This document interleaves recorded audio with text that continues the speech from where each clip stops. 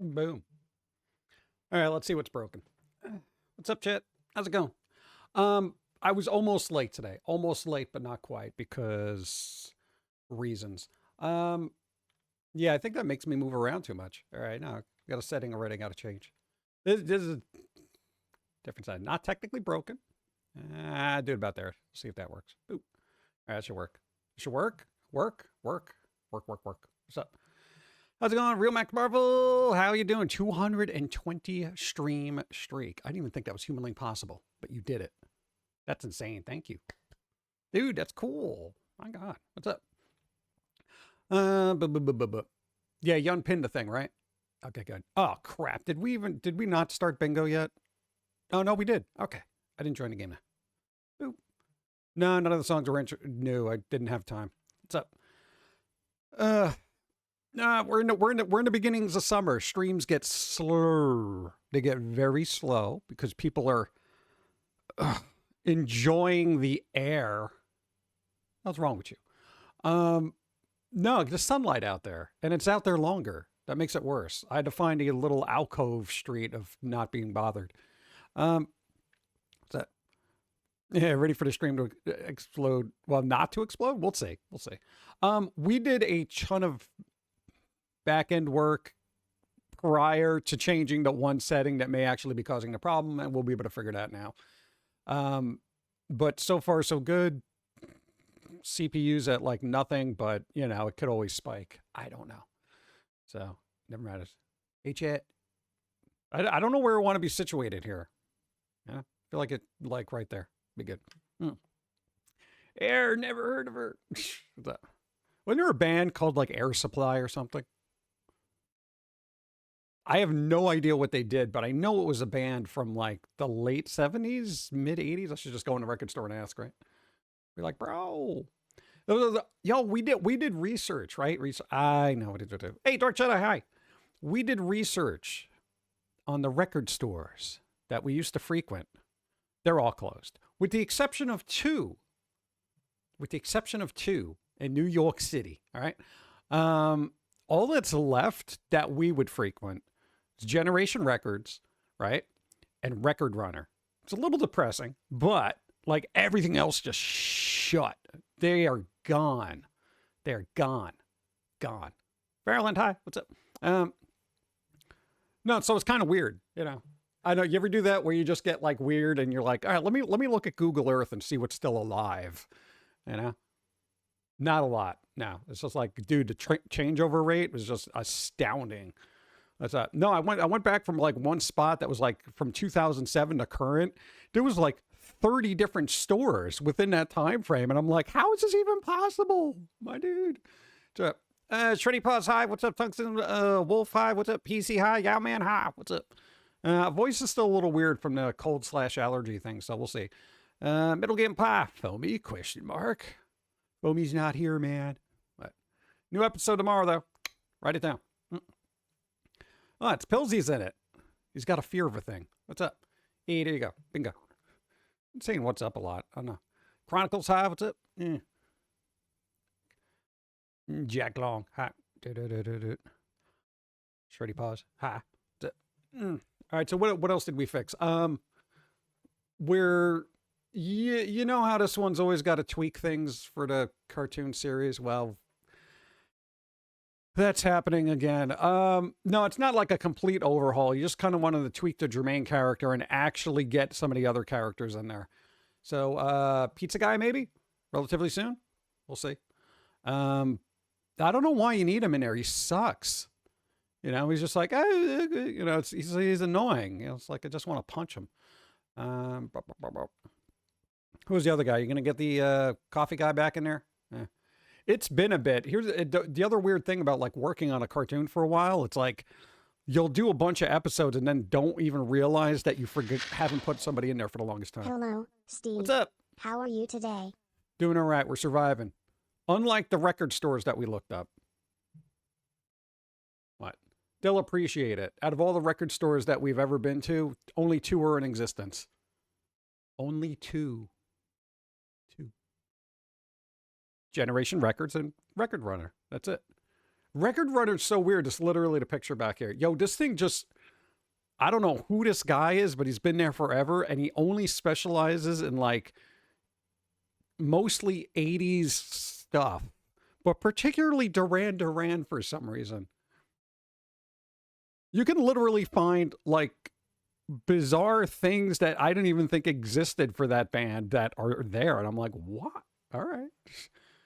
I don't know. I guess it must be working because they're still around. Yeah. Yeah, other than that, slowly, we were supposed to have a meeting with somebody who couldn't do a thing. Timmy! What's up? How's it going? Hope your stream was well. Hope you're well. You doing well? We're surviving one day at a time. What's up? Hey, Space High. How's it going? DJC, hi. Raid. More raids. What's up? Paint, hi. What's up? It's been a while since the last chatted with each other. Probably. It's been a while since I've chatted with anybody outside of Twitch, honestly. You ever do that? You know, not like talk to people in real life, and then when you're right there, it's like, oh God, how do I navigate this conversation without a VTuber in front of me? Yeah, it's kind of weird. You're about the whole data center crap happening. We went to our will and had it finish work that has been pending for 2 years on our bot. Ooh. You bent it to your will. As it should be. You're like the John Connor of programming. See? Bend the robots to your will. Thank you.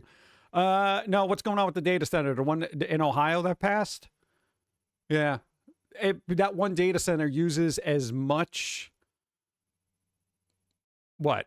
I think as much water as it's going to be used for all of Ohio. Just that one data center. I showed the overhead map of it. That thing is huge. Like, that's insane. You know? But here's the thing. I always thought if you're going to do a data center, you do it in the middle of nowhere, like the desert. You set up your own infrastructure because you're $1 trillion company. You power everything yourself. You use solar panel, whatever you got to build, you do it in the middle of nowhere. The Area 51 of data centers, okay? Literally, a lot of people don't realize this. There is a lot, and I'm saying a lot, of underdeveloped land. I'm not even saying good land. We're talking about like desert garbage. Let them, whatever, man. You build it, you know? Get out of here. You know? As much as I like AI and what it can do for people, I don't think that much resources really needs to be, you know, focused on it. Only want to use data centers as part of some stupid 2030 agenda. I don't know. I'm waiting for all the other agendas to backfire. People have been fighting against data centers. Yeah, but it doesn't matter. It's already going through in Ohio. So here's the thing about big business. They'll do it.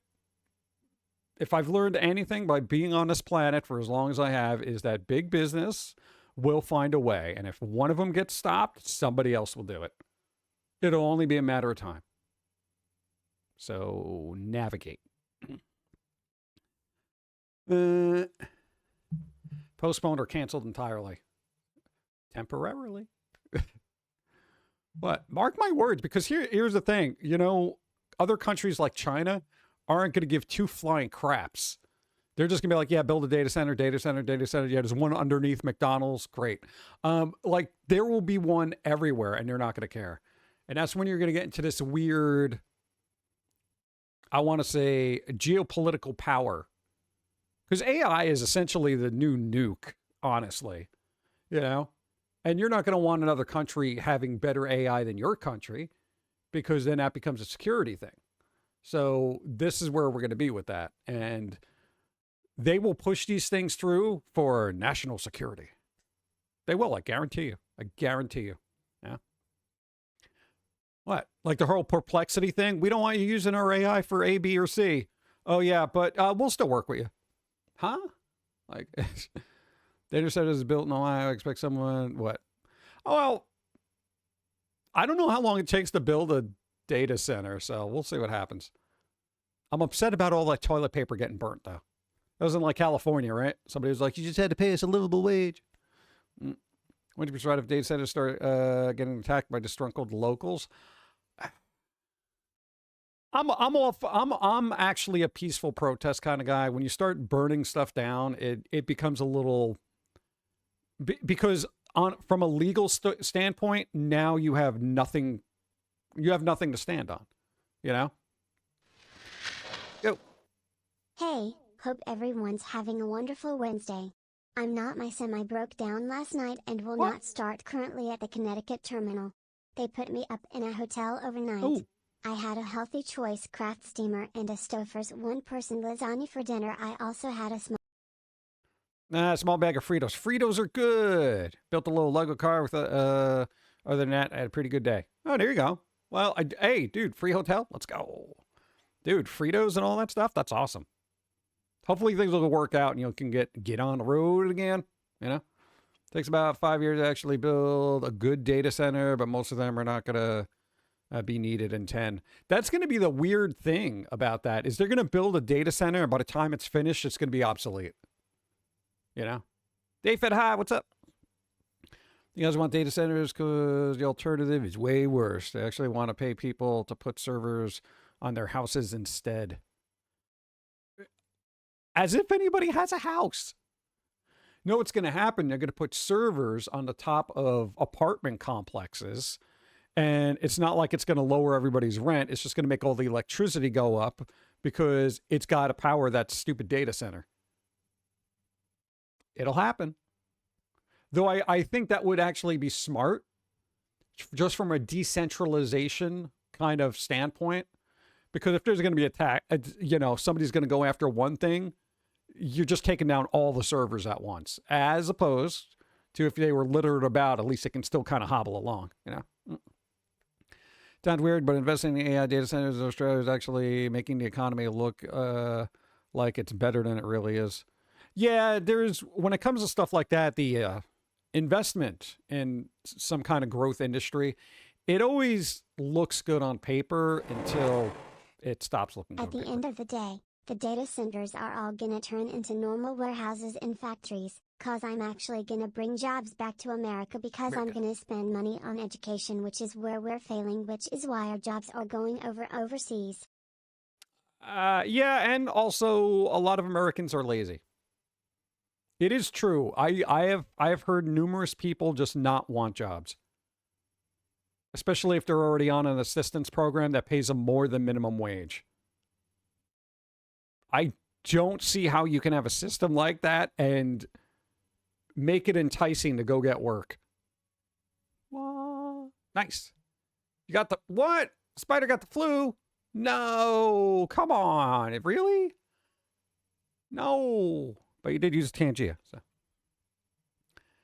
Oh, God. I didn't even look at this thing. Well, what do we got here?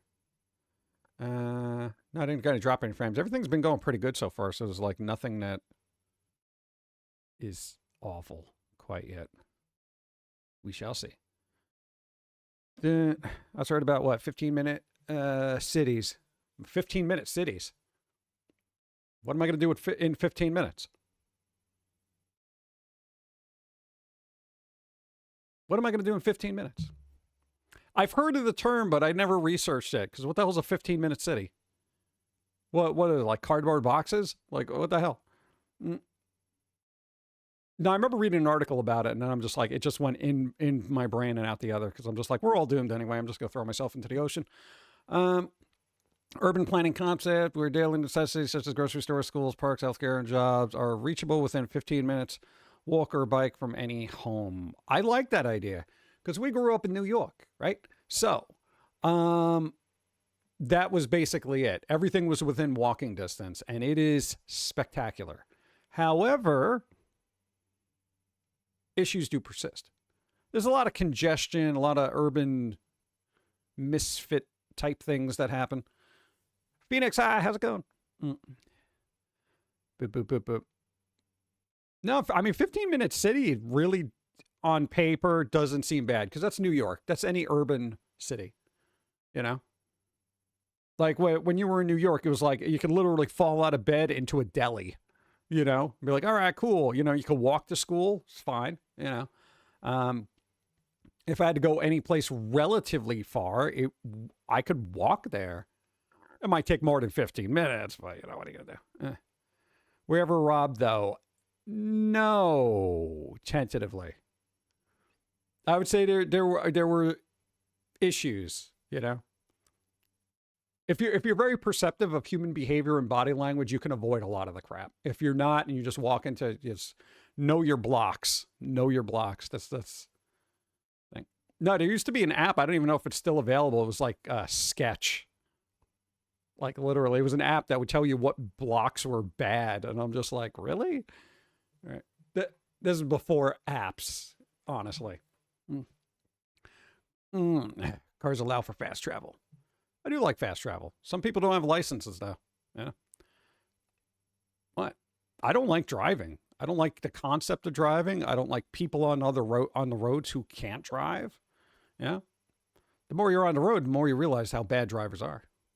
Sub happens. Nice. Thank you. Where is it? Oh, man. There it is. Wow. Wow. Forgot they're automatic.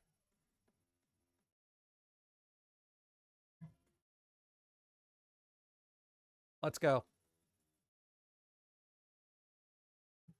Keep my hands to my side. What's that? Being a passenger. What? Oh yeah, being a passenger does have its pros and cons. The pros, you don't got to deal with idiots. Unless it's the driver. Because then now you're stuck in a vehicle and you could get hijacked. You ever get a ride with somebody and you're like, oh, I just have to do one thing. I got to make one stop. And then like 8 hours later, you're like, why am I in Wyoming? You know, it's ridiculous. Maybe you're allergic to red meat. Yeah. 5 years. Oh, card battle. Let's go. What do you call it? Card battle.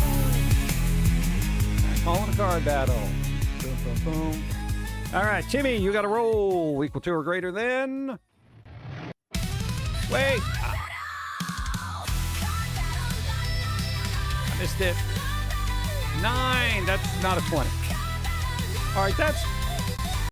Come on, that's like a 20? Dude, just like 2 20s. It's just that team up in a squirrel. God. I want to walk in NYC all the time now, but I need to understand Pum'Kin Trite spot and people. When I was in the city, people try to pickpocket me. I never lose money, thankfully. Really? I gotta replay Icarus's. Hype train bits for Steve. Thank you. I appreciate. Sorry, got cut off, you know. We've never been pickpocketed, you know? But we have a habit of just go. Bits. Thank you. Thank you, Icarus. 1.5 it's like year. Thank you.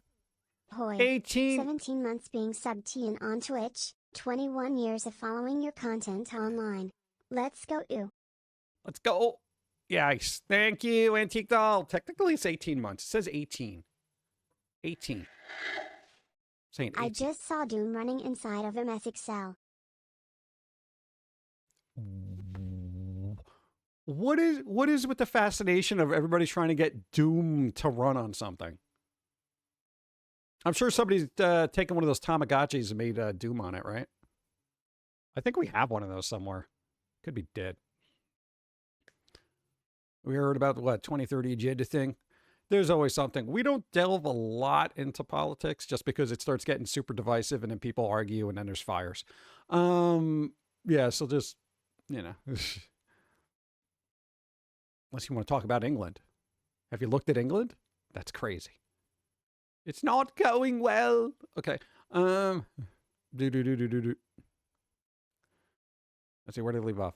Shut up. Hi. How's it going? I wish I got to work on what? Nima or Mika? Yeah, England's crazy right now. Go. Was a touristy spot, so my fault for being there, but can be fun. Well, it's a touristy spot. You're supposed to be there. That's your whole job as a tourist. What's up? Dawn's here on the left. That's it. She's trying to confuse everybody. Let me check my card. What do I got? I got nothing. What are you going to do? Sneaking in while grabbing a snack in the break room. All right, there you go. Snack time. Dude, I haven't had some like really good. Oh, God, what we had yesterday. We ate this weird piece of cake. Yo, we were in a store and we got a piece of cake. All right. It was, I don't know who made this and I don't know why I bought it. I bought it because, my God, it was pink lemonade cake.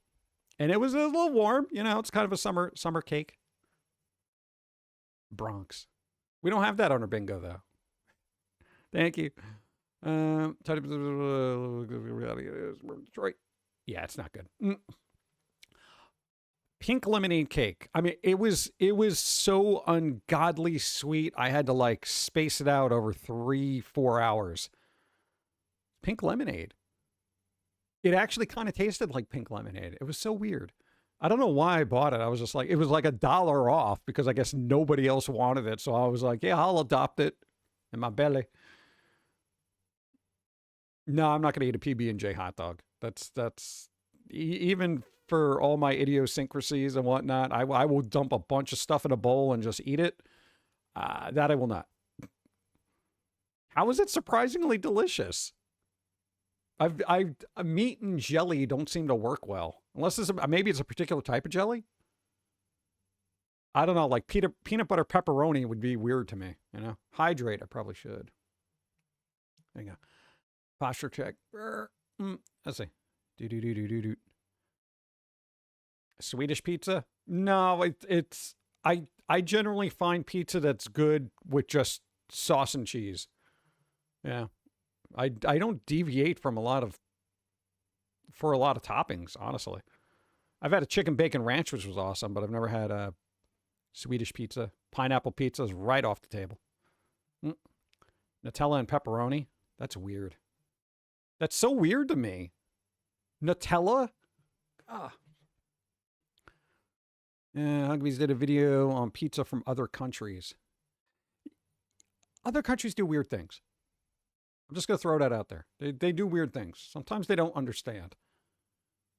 Do. Doing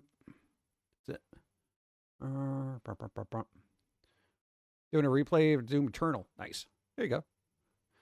Swedish pizza has peanuts, banana, chicken, curry powder. Oh, no, anything curry, right out. Blackcurrants, Béarnaise sauce. Would I eat that? No. Anything with curry, I do not like. There's something about curry that just makes me say, no, I'm not doing that. What's wrong with curry? I don't know. My taste buds just say gross. Kind of like it's the equivalent of cilantro and licorice. Some people are just wired to hate it on a genetic level, you know? A lot of people don't like licorice because it tastes awkward to them because of genetics. I don't know what it is about curry. Same thing with fish. Wow. Jeez. Scared me.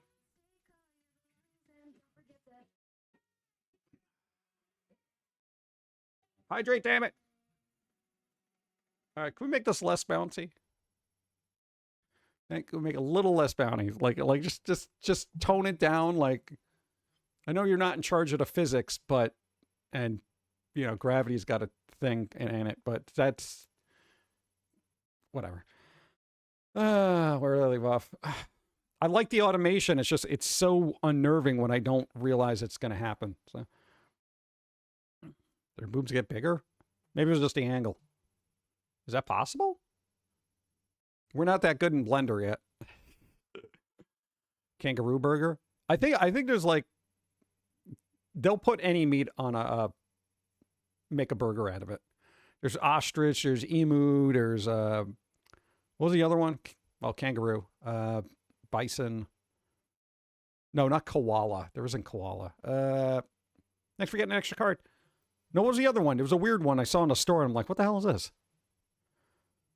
It's legal to eat kangaroo in Ohio? Huh. But they'll allow data centers. It's weird. See, there's your problem. All right, let me get some coffee. Oh God, it's been a long day. I got woken up stupid early, which sucks for me because I was up stupid late, and here we are. I think I'm like 90 ounces in on coffee, so this is probably after this cup we're at like 120. Oh God, what's with the bouncy today?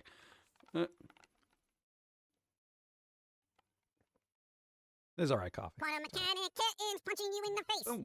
Through time and space. You don't even know the time or the place. They just appear. Banana cat. Smack you in your beard, then they're gone. Like a pop song that trends for about 15 minutes, then it's gone again.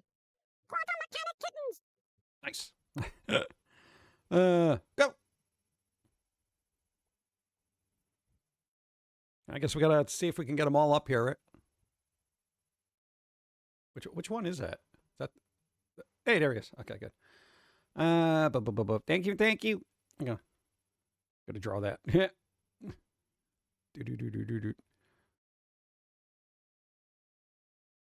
Caracals? I don't even know what a caracals is. Oh. Yeah. I should actually let them be free. Yeah, normally, since we're outside, I'd let you roam free, but we have to test to make sure everything works. Yo, the little dude down there, the guy that reads the alerts, didn't get messed up. The little TV, that's pretty good. It's so subtle back there. I don't even think anybody notices.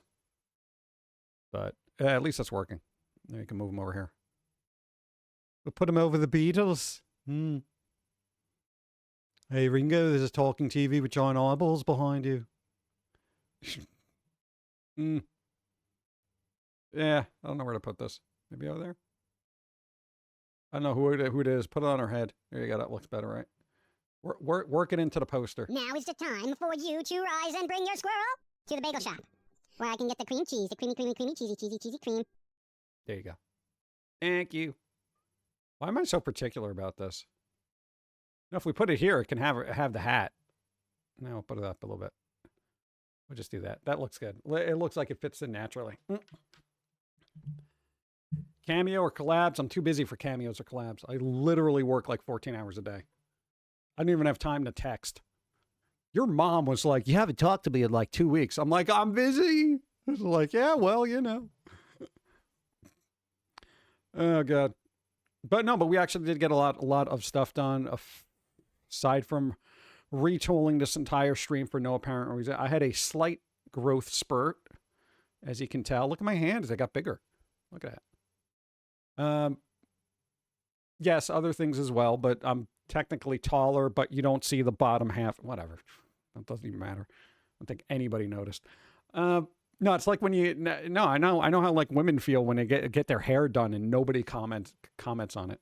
It's like, oh, look, you changed your hair. Yeah. Then they feel good. But if you don't mention it, like 2 weeks go by, you're like, I did a lot of work on my hair. You didn't even notice. They're like, you did? You just ate super slow. Vampire. Of course I ate super slow. What? I got to use magic for growth spurts. No, we look back at an old VOD and we realized that we were hideously deformed because apparently working on a small screen just skews your proportion things. You know, it was ridiculous. I was just like, oh my God, why is my head so big and weird? Follow you on Instagram. Thank you. There you go. That's usually just like little cartoons and things. We got to do more sketch things. You worked on a comic book, so we might have another one out, but we'll see. Boom.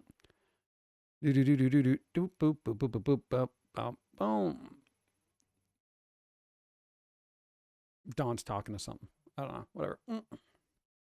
Oh yeah, what the hell's a caracal? What's a caracal? Why do you know all these weird things? I don't know what kind of life. What kind of wildlife is that? What's a caracal? Every county, which one would it be? Caracals or cats? Oh, why didn't you just say cats? Calico or caracals? I don't think I've actually heard of that breed. I'm usually familiar with your orange, Siamese, mutt, cat, whatever. Also known as floppus. I don't know what a floppus is either. That should have been a name for a rabbit breed. It's a floppus, you know? There we go. Now I got something to look up later. Wildcats found in Asia. Oh. Oh, the ear tufts. All right. Huh. And Russia for some reason? Real? Huh. Those weird commie cats. I feel like that would have been a cartoon from the 80s if we were a communist country. You know, Comrade Cat. 50 viewers. Hey, there you go. Hi. Yeah, it's going to be a slow day. They should be adopted from what? From pets? Every animal we've ever gotten has been a rescue. Not even adopted, like literally off the street where we're like, oh, they're cute when they hiss. I usually find animals that hiss at me not to be cute. You know, cats, snakes, other humans. What? I've literally had a human hiss at me.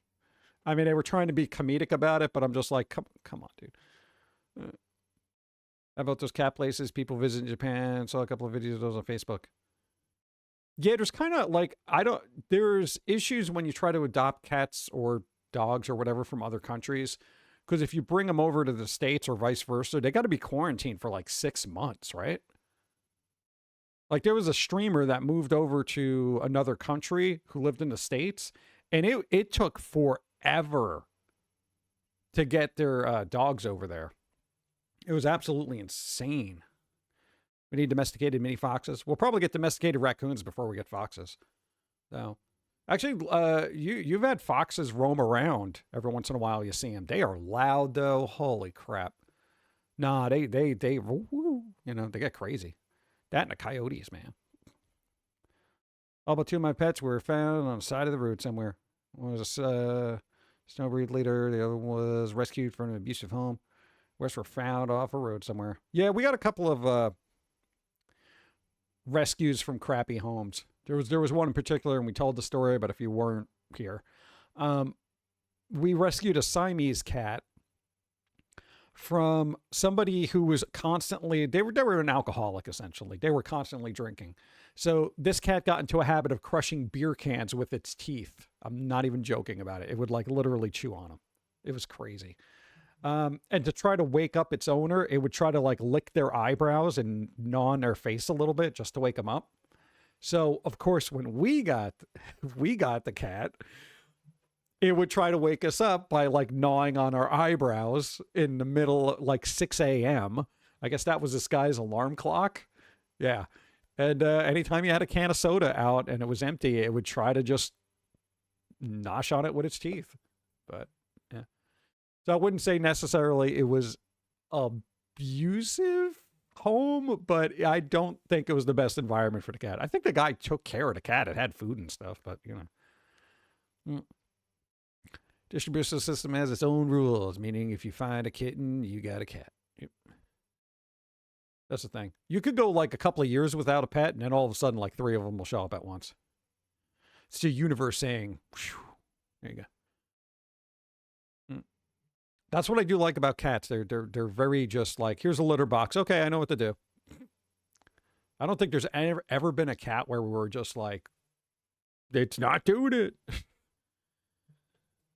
What are my thoughts on indie animation? It's best. It's the best, and it should be supported constantly. Because that's what we do. That's our thing. I was looking at trying to move over to a different program, but I'm not quite sure I want to do that. I was thinking about either, Synfig or, what the hell's the other one? OpenTunes. But I'm like, do I want to do this? The garbage I'm working right now is, it's fine.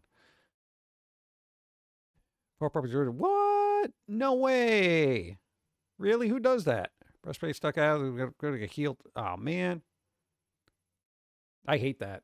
Dude, when I hear stories about people like abusing pets or something, God. No, it really bothers me because I'm like, there's something.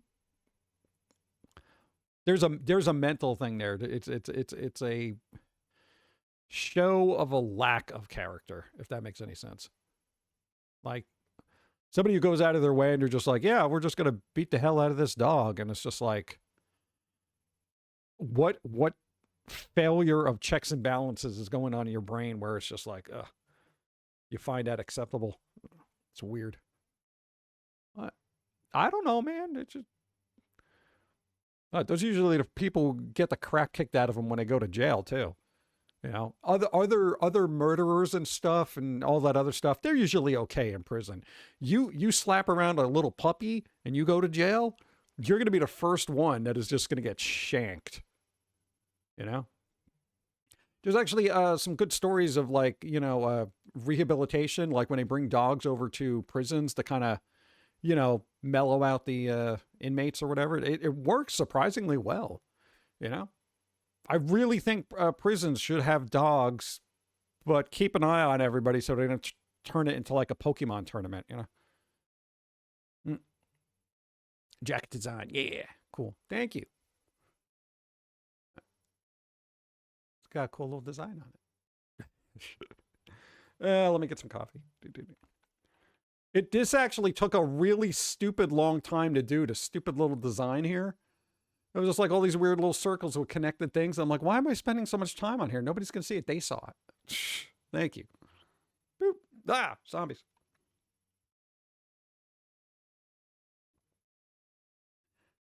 DreamWorks or Illumination? Is DreamWorks still around? I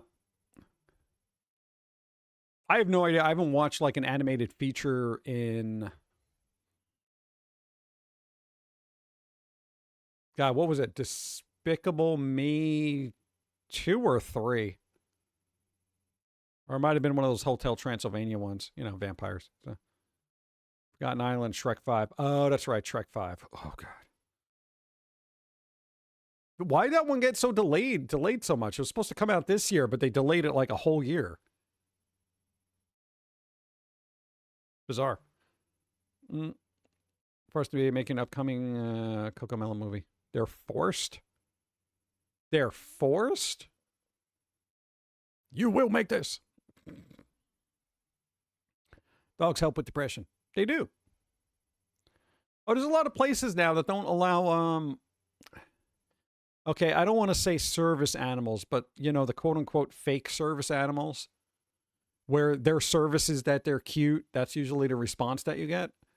Is that a new thing? Because I'm starting to see signs pop up, at least where we are, and it's just like, yeah, no, if you have a service dog, it's got to be like a legit service dog. You can't just bring your pet in here and have fun. I know, that only took, what, a decade?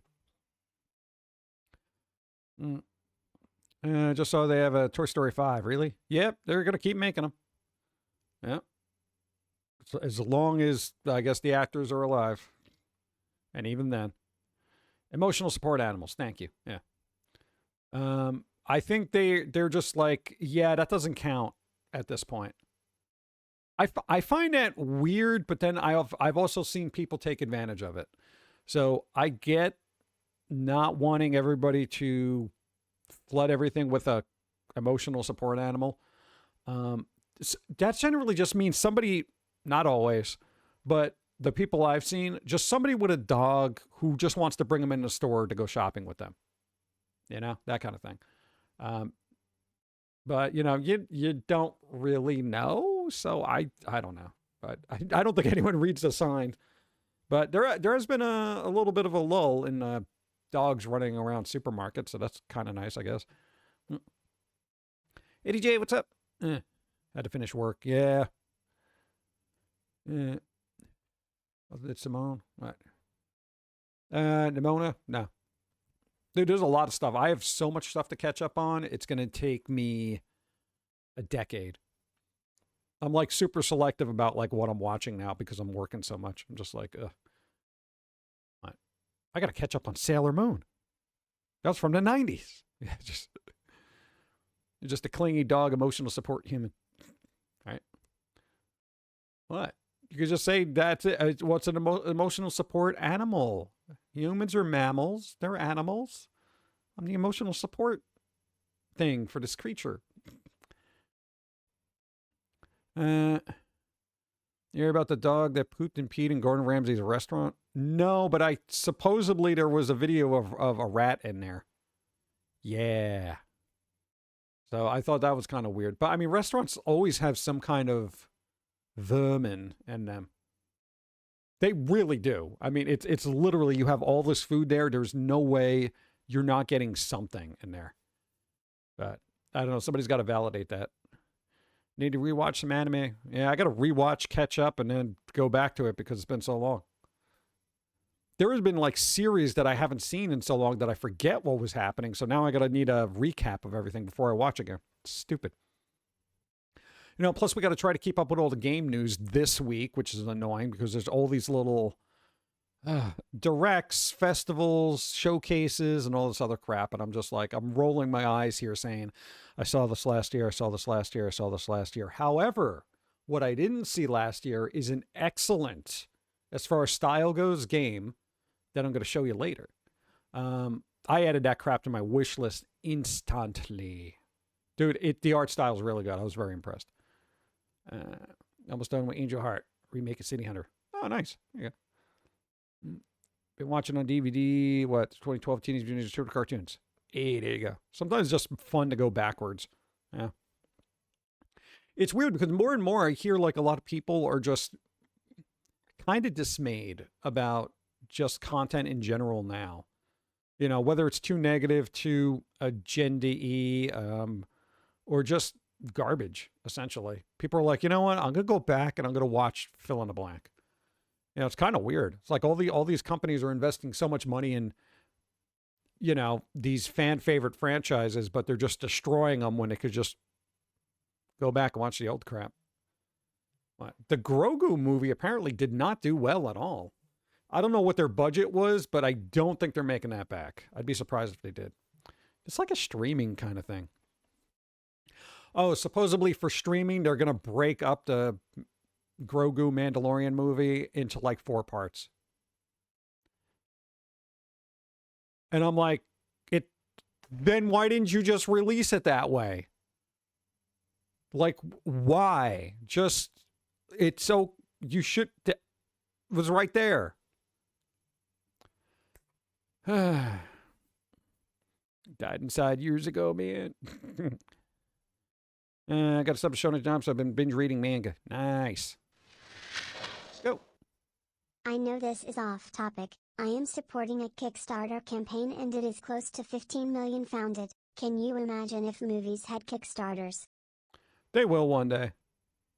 They will. What? Amazon will be like, hey, we're going to do a Kickstarter for this thing just to see if you guys want it. You know? They'll do that thing where they match it. Like, you know, whatever you make, we'll match that. So if you do $10 million, we'll do $20 million. Basically cut the production cost in half for them.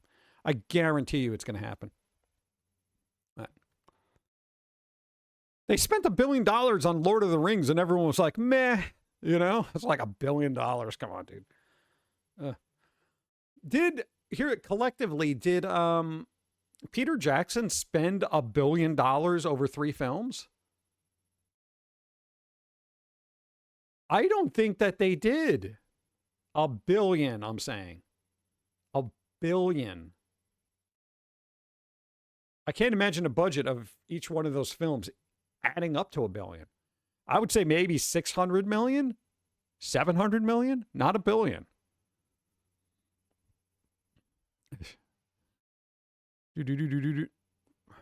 Fist of the North Star remake was total bleep. Should have called it what? Fist of the JPEG. It is weird. And for those who watch like a lot of anime, sucks to say this because usually, myself included, when you want to look at good animation, you usually watch anime, right?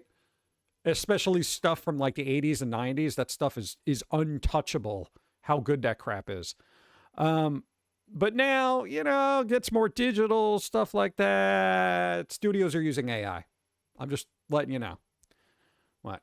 No, I got new people. They are literally using AI, but they're not telling anybody about it.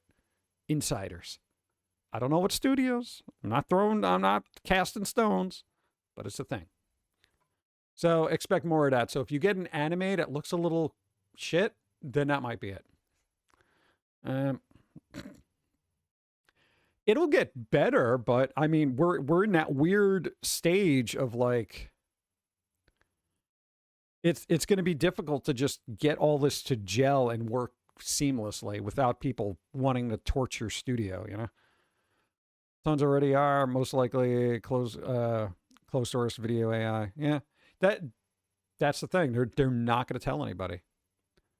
Yeah. I feel like there should be disclosure because here's the thing. If it's good, I generally will not care. I want the story to be good. I want the voice acting to be good and, maybe human. But animation and as an animator, it's tedious, and that craftsmanship does not exist anymore. You got a handful of really good animators out there, but they're all digital now. And most of them are just using 3D models to move from point A to point B. That's it. Having that individual hand-drawn stuff, that's done. That's never happening again. Project Echo is right. I wanted to go back and watch that, but the transfer that they have on Amazon was dreadful. It's like I'm holding out for the Blu-rays.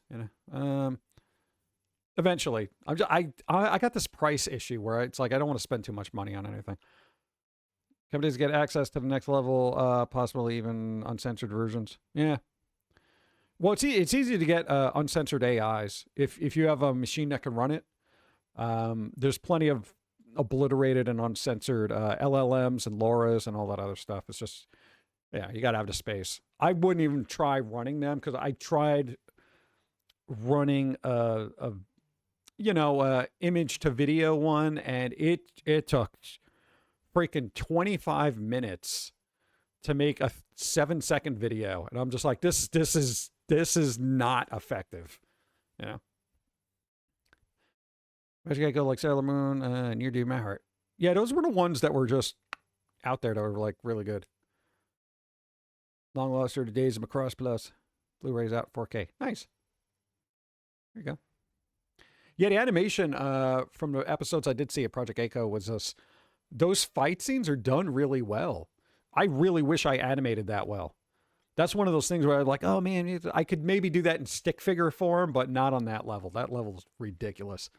Yeah. Hey, dude, you got DVDs. Nice. Do. Come on to the Medici, what, out of the box, but they kind of suck for local AI. What people don't tell you is you need to jump through 20 hoops to even use them.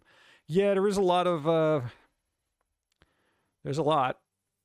Dude, just setting up comfy UI is just like, all right, we're going to do this. And then the update sometimes breaks everything. You're like, oh, God, why?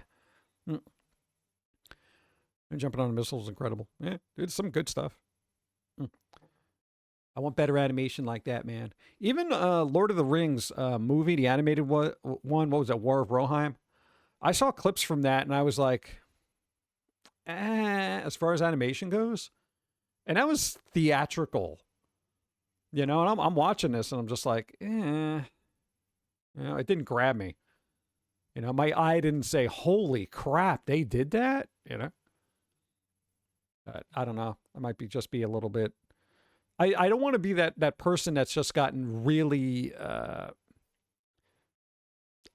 obnoxious and condescending with their standards, when it comes to like animation and music. But music, I'm far gone. Like you give me a band I don't like, I will tear it apart because I probably have more of a passion for music than actual art. So I don't know what it is, but yeah, American pop is amazing. From when? If you're talking Michael Jackson, okay, but current, no. I'm gonna argue. No, actually, I'm not. I'm gonna try to just let that settle. A lot of good open models seem to be 48 gigabyte cards. You want 96 gigabyte card to have a decent time. But NVIDIA have some 128 gigabyte cards on the way to consumers. Yeah, that's gonna be just out of everybody's price range. I'm not putting $5,000 out just for, a card that could like, oh, cool, yeah. Oh, the movie by Ralph. I thought you were talking about actual music because I mentioned music. I haven't seen that in a while. There's a lot of good old ones, like animated wise. I wasn't crazy about Rock and Rule, but that was like, it was animated well for a bunch of weird little mice. God, what was that one that I saw that I was like, damn, that was good.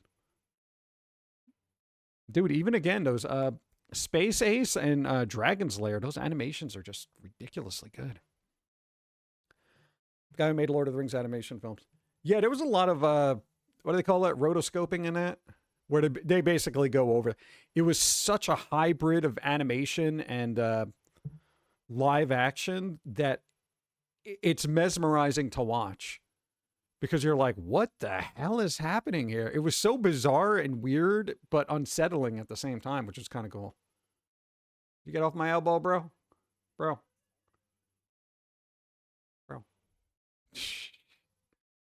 Oh, man.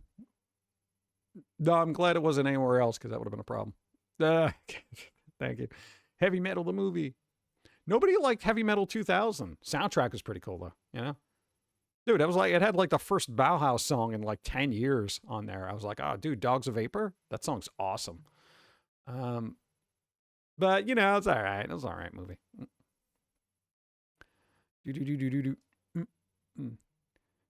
My coffee's so damn good today. Nice. Dude, it's always good when you get a good coffee and you're like, yes, let's try that. Coffee time. Go.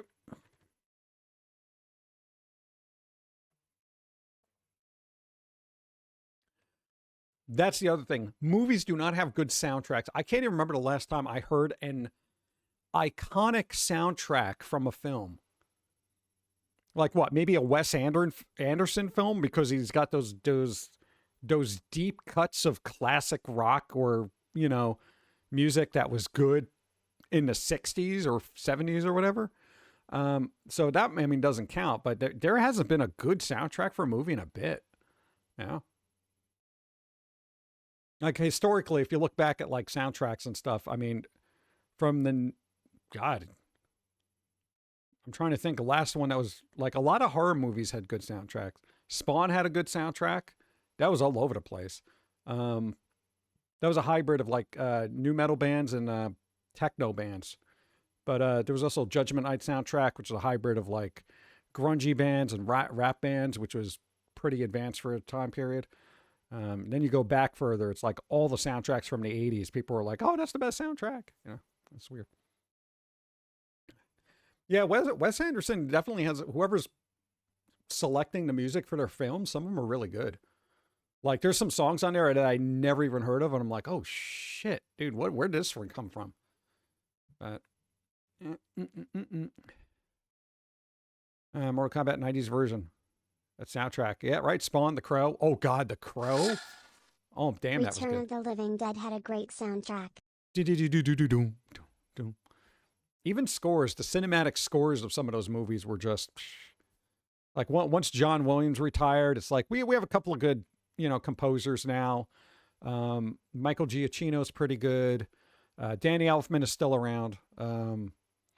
Who's the other one that's pretty good? Hans Zimmer's good. Lorne Balfe, I think his name is. Does a lot of game soundtracks. Whoever did Crypt of the Necrodancer is awesome. It's Danny Brownowski. I can never say that name. Queen of the Damned. Yeah, that was pretty good. But I don't know. It's like a lot of... maybe they don't want to shell out the money for it. Mispronounce somebody's name. Yep, that did happen. Speaking of which, let's see. What do we got here? God, my bingo card is all over the place. And it's terrible. But we haven't dropped any frames. Nice. So, good. Thank you. Thank you for calling stuff. Sam Callie won. Yes. There you go. We got a winner. But we also got ads. So, you want to wait until the ad break? You're going to be here, Sam Callie? Sam Callie. Boom. All right.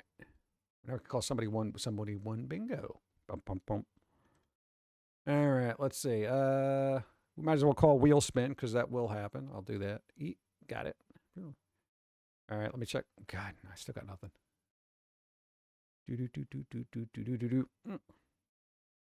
Where they at? Yeah, I'm lurking. Oh, lurking while working. All right. Okay, you want to do it now? I can do it now. Because we got a wheel spin. I don't know if they're stuck in an ad. No, they got a little crown there. They probably don't got that. All right, we can do it. All right, let me get things going here. Boop. Sam Callie. All right, for those who don't know, the first person who wins something, the bingo, basically get a spin on the wheel of prizes, which is something from the itch.io shop, which is, you know, comic, movie, all that stuff, recommended for mature viewers. Boom. Nice. What's the deal? Let's Spin the wheel. I like it. What Spin it. bingo? Let's go. Spin that freak. Spin it. Spin that freaking wheel. Spinning the wheel. Let's go. What do we got? Should have given Gora that animation. It would have been funnier. She's just like, ugh. What have we got? I can't read that. It's so small on my screen. Call it a pumpkin spice. Boom. Cola the pumpkin spice. It's a song. Do. Where is it? Got it. If it's something you have, feel free to pass along to somebody else because it's just a key. You can do whatever you want with it. I'm going to whisper that. Boom. Right now. Boom. Should have gotten it. Nice. Thank you. Thank you. Now I get to close tabs. Yeah. Boom. Nice. Now we're all set up. We did that before the ad break ended. Nice. Let's go. Favorite character did Game of Thrones, Godzilla 2019 soundtrack. Oh, yeah, they're pretty good. Yeah. Bum. Trying to think, what other composers were there that were pretty good for film? I know I find some of them to be fairly forgettable for some reason. I know a lot of people, there's that music theory. Well, if you don't remember the soundtrack, that means it did its job.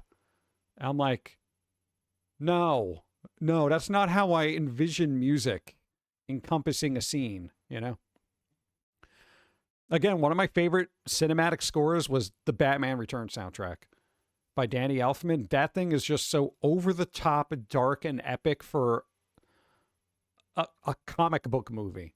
It is just crazy how much is going on in there. And I'm just like, really? This is a Batman film. Yeah. And there hasn't been like really iconic films either, like scores, like themes. Like, you know, that Batman theme by Danny Elfman, you know, that kind of thing. It's basically the Superman equivalent for from John Williams. You know, currently I haven't heard any themes that are like, oh man. Oh, the Alan Silvestri guy. The guy did Back to the Future. He did some of the Avengers films and stuff like that. He's good. But he's older too. I'm looking for the new blood, you know. Where's my new blood? Next issue of movie soundtracks, honestly, it's usually 30 seconds to a minute. Do they even pay composers anymore? Or do they just use canned music? You know? And I get that. If you're an indie film and you're on a budget, you're like, maybe I could just AI cinematic score. You probably could. Let's see. Can't imagine Star Wars with a forgettable soundtrack, right? But you know what's sad? I remember more of the soundtrack for the last 3 Star Wars movies than the movies themselves. Yeah. And Darth Maul's theme? Oh my God, dude. Dude, that was crazy. Dude, when I heard that in the theater, I was like, holy shit. That was so cool. Queen of the Damned shelled out a bunch of money. Korn distributed Linkin Park. Yeah, there was a lot of bands on that, Queen of the Damned. The only thing the Interview with the Vampire had was the score and then that one Rolling Stone cover by Guns N' Roses, Sympathy for the Devil. That was like it. And I'm just like, yeah. It probably costs less to actually hire somebody to do a full cinema score than license all those tracks for a soundtrack.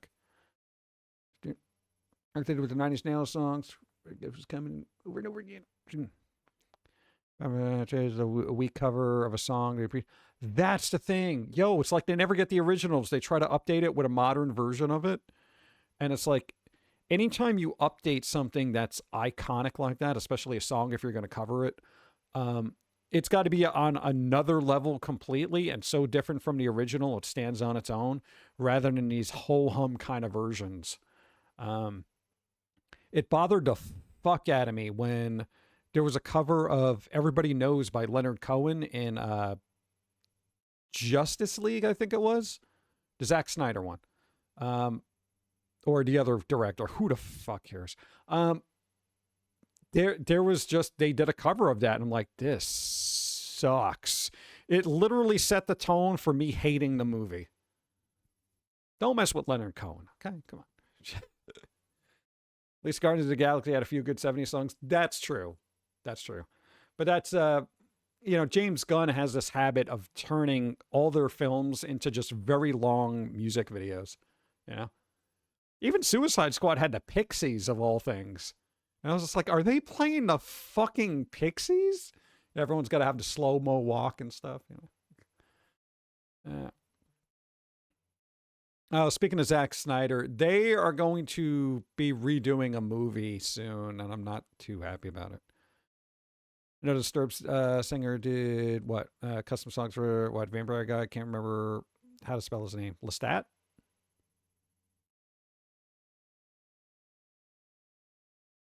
The Disturbed singer's no joke. Like he's a very good singer. I was shocked to figure out that they were a good singer because I just knew them from the psychobabble that they were normally doing, And then when it's like, oh, they can actually carry a note. That's crazy. So Scott's got 21 Pilots. Whatever happened to 21 Pilots? They had that one song. Hey, DJC1. They had that one song, which I literally heard the other day. And I'm just like, what happened to them? I think they came out with another album, but nobody cared. It's like that band Management. They had that song Kids with that kind of catchy hook that they had. It was like, oh, wow, this is cool. I heard it everywhere, and then it just stopped. Where are they? Yeah, Dave Draymond is generally a gifted vocalist. Yeah, but you wouldn't know that from all the mumbling that you usually hear. Usually when there's a lot of mumbling, like in rock bands or metal bands or whatever, you're like, oh, God, can this guy even really sing? And I'm always surprised when they can, It's like I always expect them not to be able to. Disney movies are known for songs, so you can watch them, but the only one I remember recently is Mina, You're Welcome. I didn't even see that. God, I don't remember any Disney songs aside from the Let It Go thing and Frozen. But there were other songs in there, and I don't remember any of them. I don't know. I don't think Disney is as memorable as they think they are anymore. Yeah. But whatever. They keep messing things up. Do. Yeah, let me get, I should probably get water. I feel like I've just been drinking coffee all day. Drinking coffee.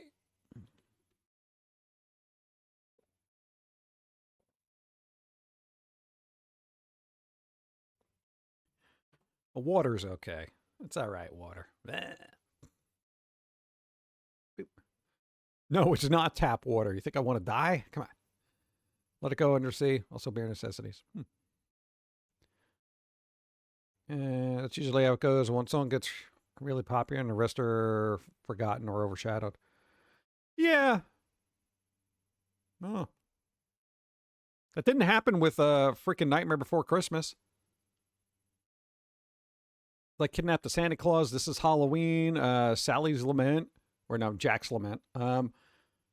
Bro, there was a lot of good stuff on there, And I'm just like, I don't think Disney's come out with a sound. Well, again, Danny Elfman, so whatever.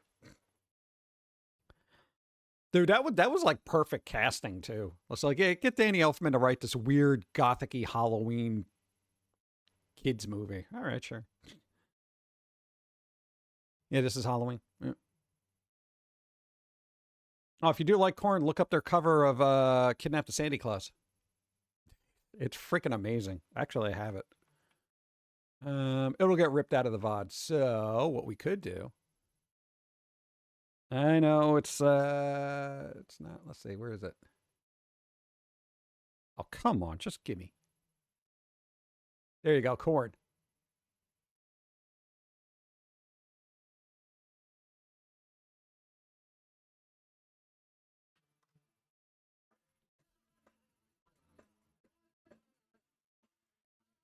I haven't heard this in a bit.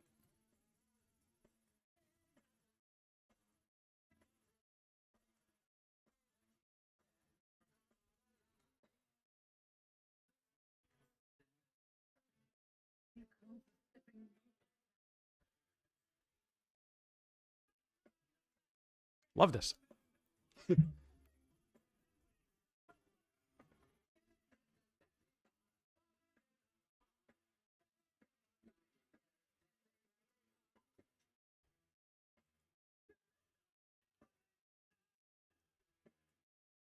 Come on, this is good. All right, I gotta get coffee.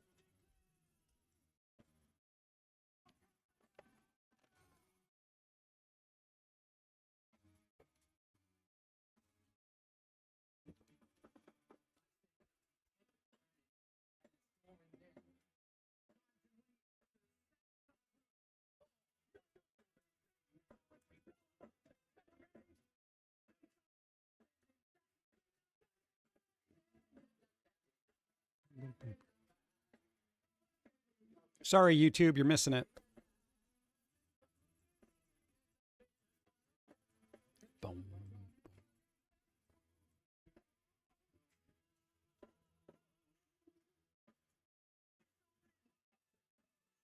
Corn is still good. Bleh.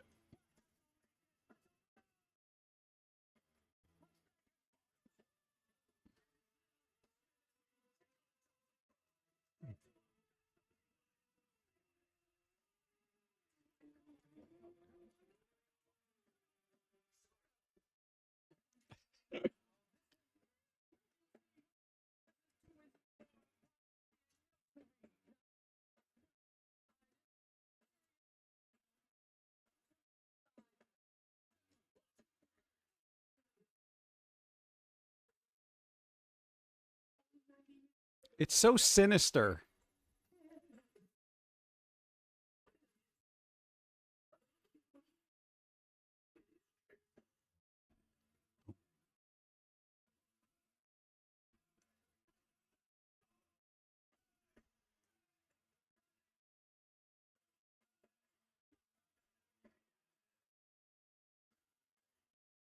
Woo.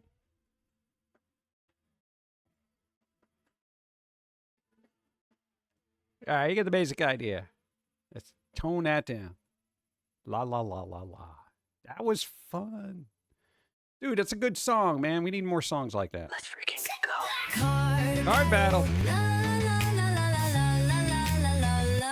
Card battle. That's good timing. Nice. There you go. Icarus, you got a roll equal to or greater than 12. Oh, geez.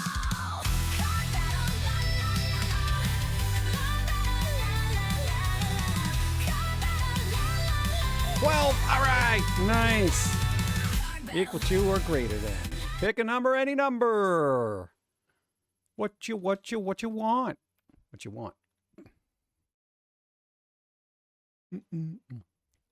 Now I got the song stuck in my head. Son of a... Oh, God. It's like 80 degrees out, and I'm just like, kidnap the Santa Claus. Oh, God. No, neighbors are probably like, yo, why are you playing Christmas music, dude? Number 45. What do we got? 45. Boom. Get 5 followers. Boom. Nice. Got it.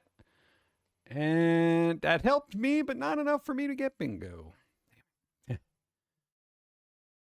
is a Christmas song. It's got Santa Claus in it. You know? Santa Claus. I feel like I want to move this guy now. I'll put him back here.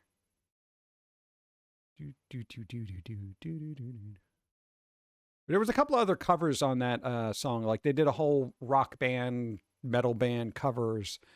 Not some of them were not good. I mean, Marilyn Manson did This Was Halloween, and it was all right, but I forget who else was on there.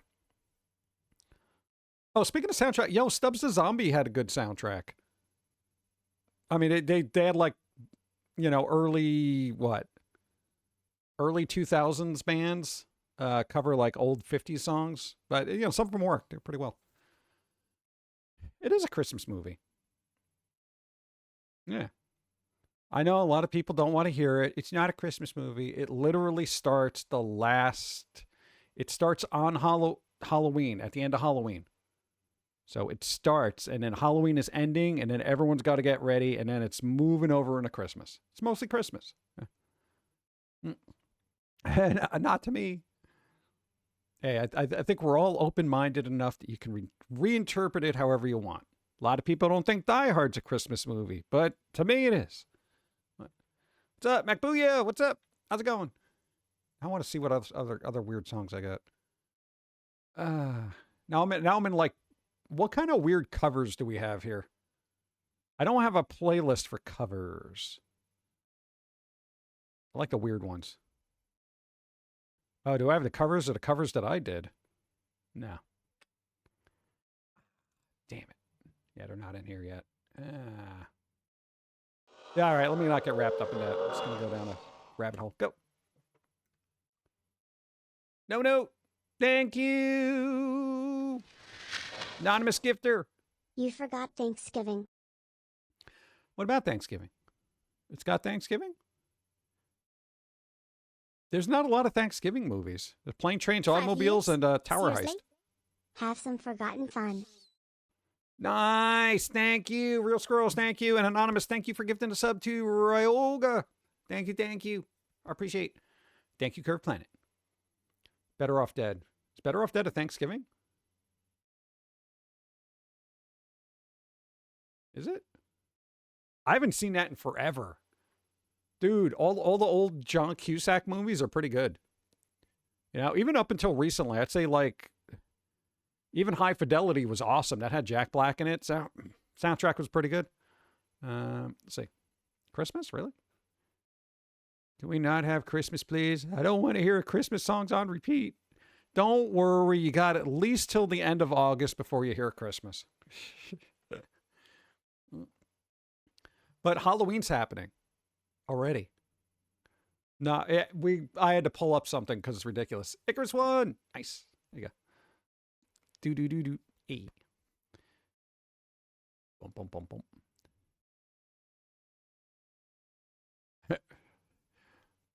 But I heard it's an immediate Christmas movie. Yeah, the whole thing takes place during a Christmas office party.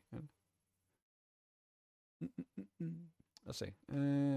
Still wish I bought that game when it was new. Which game? God, Christmas is only 6 months away? Oh, God, that's right. Yeah, it is June already. Holy. Oh, yeah, speaking of time passing and cold things, I'm still waiting on my fridge. They just charged me for the fridge. Our fridge is slowly dying, so it's on its last leg. We got to get a new one. Yo, this thing is taking forever. I'm like, you are so lucky I don't have ice cream because this would be a puddle on the floor. God. Time goes fast when you get older. Yeah, I don't know why. It's stupid. Oh, Stubbs a zombie. You can get that on, if you keep an eye on Steam, that thing is like $5 on sale sometimes. So it is on Steam. They have the remastered version too, which is kind of cool. So keep an eye out for that. Downhill slope to the grave. Yeah, it's more like we're tobogganing down at this rate. You know, I feel like it was just 2020, like yesterday. Everyone's a little bit bitter about the pandemic because we all lost like 5 years.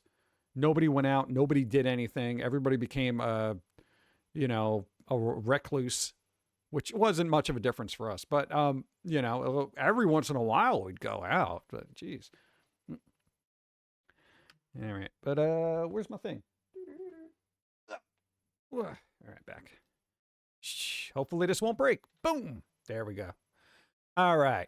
We have days. We got days. We'll all go through the days. Oh, I'm supposed to be moving me, not her. It's all right, Gora. I like the way she looks kind of worried, too. She's like, let me down. Dude, I could drop her from the Empire State Building. She'd be fine. She'd just land like one of those superhero landings, you know? She'd be all right. I'm trying to move myself, but I don't know where the hell I am in the... Now, because I'm a new element here, so now I got to move over. Boom. There you go. Okay, good. Wait, you mean it's not 2021? No, I wish it was. Yeah. But all right, we got days. What kind of garbage days do we got to deal with here? All right. Oh, my God, there's just so much garbage on this. I got so many things on the scene. All right, Opium Suppression Movement Day. Why are you suppressing people's fun? God. Look at these people. Oh, opium is bad. Well, European Bicycle Day. I don't think you can bike anywhere without getting shanked right now in Europe. Martyrs Day, Uganda. There you go. National Egg Day, I guess.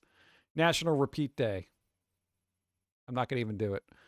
National Chocolate Macaroons Day. That's my day. I don't care about anything else. We're on macaroons. Global Running Day. I'm already biking. I can't bike and run at the same time. Jefferson Davis birthday.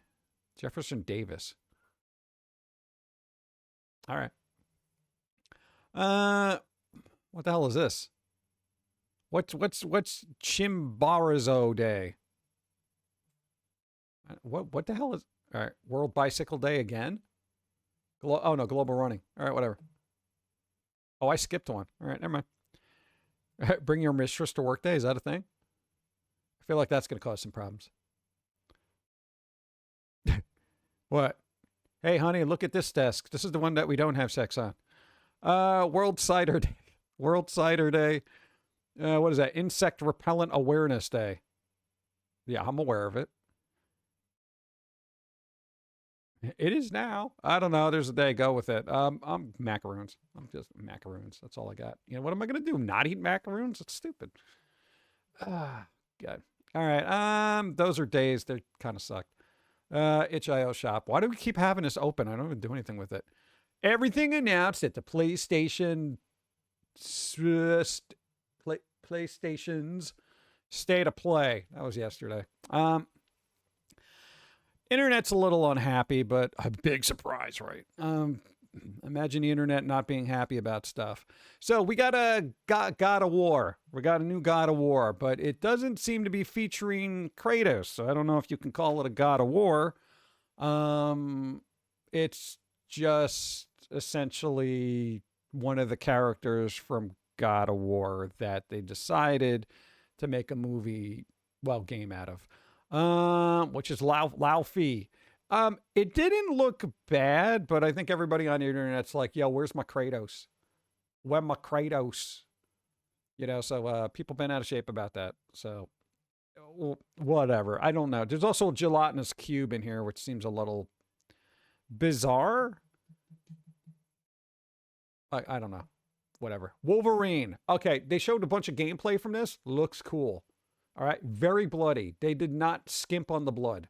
They used all the blood. All right.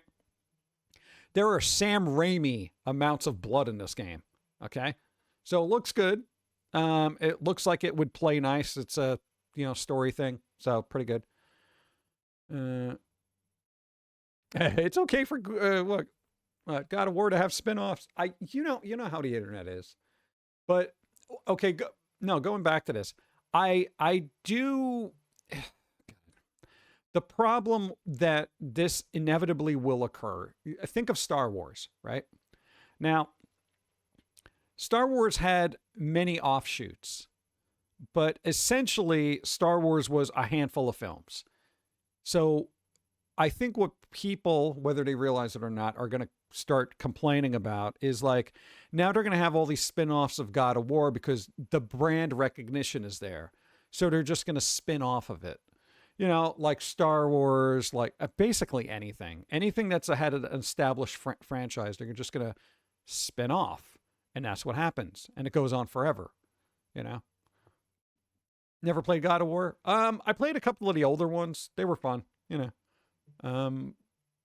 This one looks like it's done well. You know, I mean, I watched literally 20 minutes of, gameplay that they showed, and I was like, this isn't bad. You know, but internet. Same thing with the next Witcher that's coming out, because it's focused on Ciri. Everybody's like, well, it's not The Witcher. I'm like, come on, dude, that's the natural progression.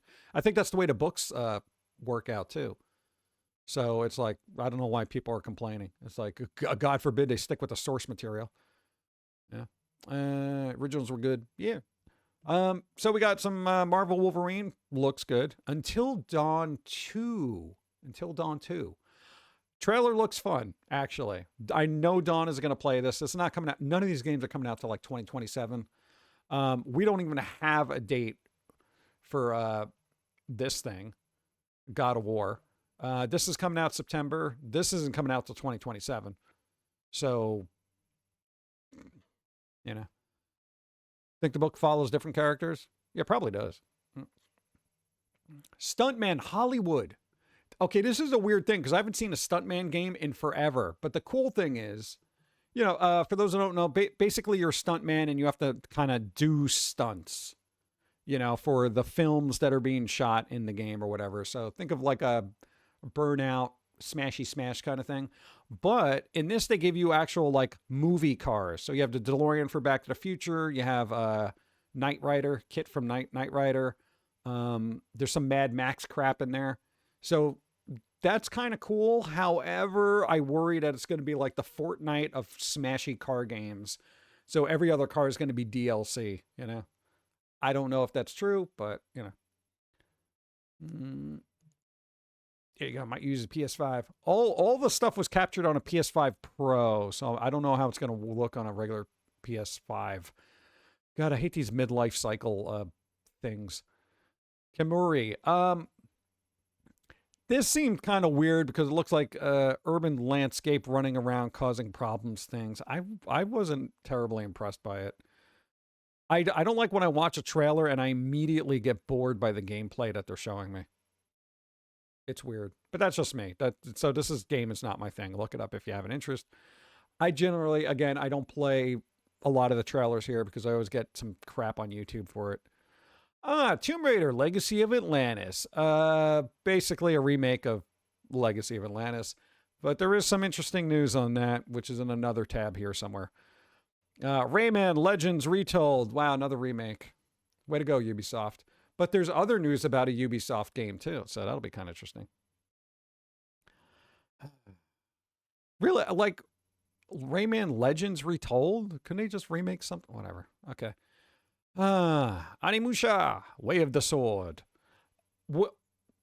We saw this last year, and it's still in development. I get it, but I hate seeing a game 2 years in advance and then saying, "Oh, well, it might come out September." Yeah, it's been a minute. Give us names.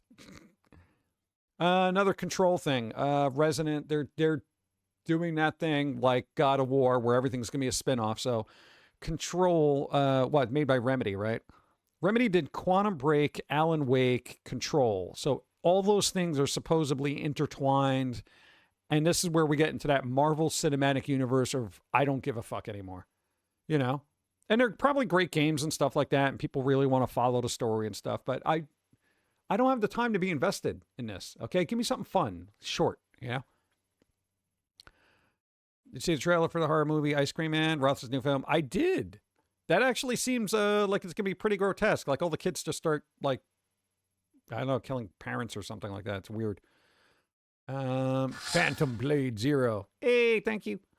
Phantom Blade Zero. There's a lot of like samurai stuff. I'm not a samurai guy. The equivalent of samurai to me is like the Wild West. I'm not a Western guy.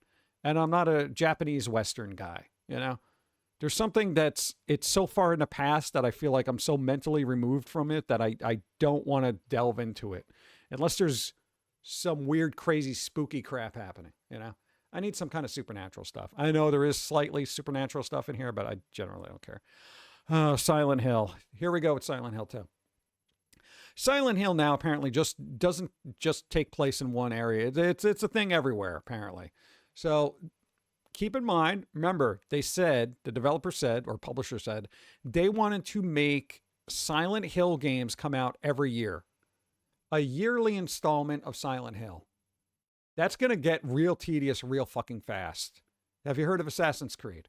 Yes. So this I am not optimistic about because there is no way that they just come out with a Silent Hill game and now they have this so quickly without, and this is coming out in September. Like all these games are coming out September. Silent Hill, Wolverine, I think the Rayman game. No, this too. Look, Phantom Blade Zero, September Look at this one. Control, September. September for Animusha. I realized my subscription expired and I had to resubscribe to get the cool looking emotes. Yeah. Thank you. I appreciate. Thank you. And everybody else, check your Prime sub because you never know. Oh, yo, Prime is giving out a bunch of games this month. Like a lot, like 12 games. Some of them are good. I mean, yeah, some of them you got to play through the Luna thing. You don't have to. But there's some GOG games and some Epic games. So, when is this coming out? September, maybe? I don't know. This one's coming out February. At least that's a while. 2027. Okay, so out of this list, there's like 5 games. But everyone seems to be forgetting GTA is supposed to come out in September. Like they moved back Fable till February because they're like, yeah, we ain't dealing with that. So I don't know what the hell this is going to do. Yeah, it's always feast or famine, isn't it? Like during the summer, we're going to have a dry spell of garbage. We'll have our fingers crossed that somebody just drops something and says, available now during the Summer of Games things. But right now, it's like, I don't know. But anyway, Silent Hill, I'm worried about the franchise because one, they want to put them out too quickly. 2, in order to do that and come out with yearly releases, there's going to have to be some type of technological shortcut that they use. I wonder what that'll be.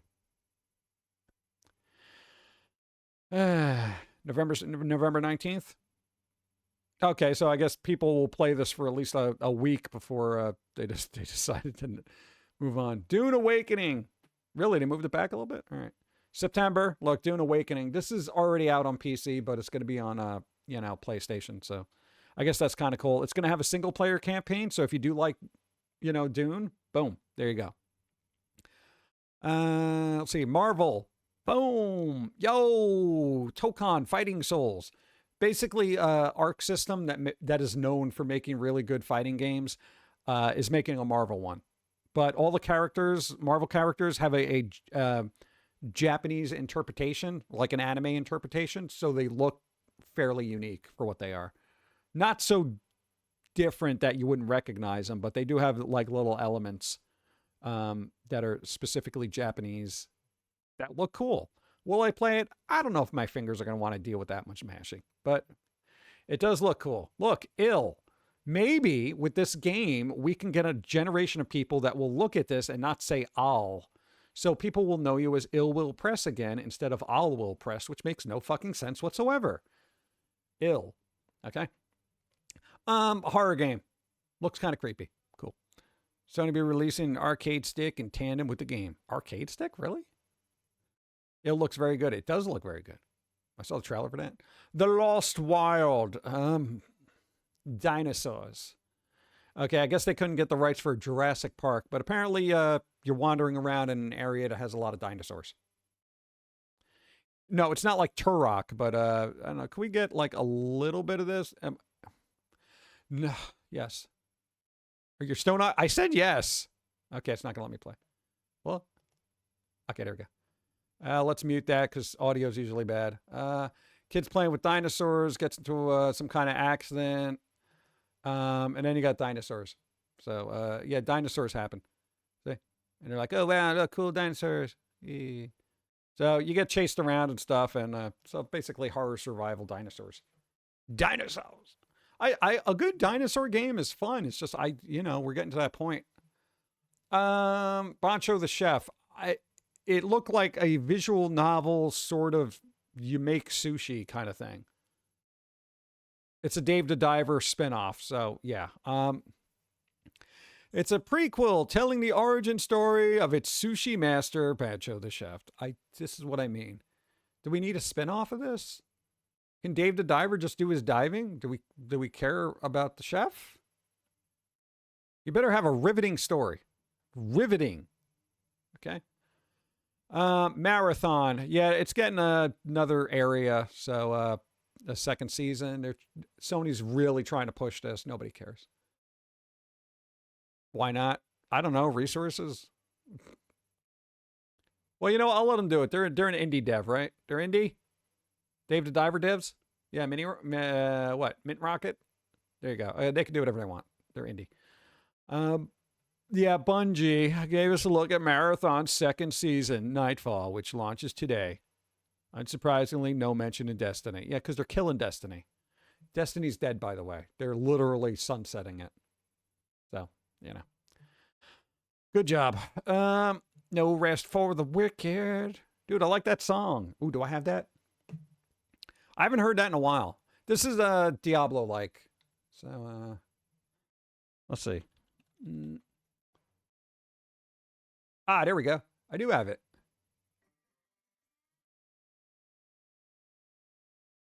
Nice. I like that weird little slide thing.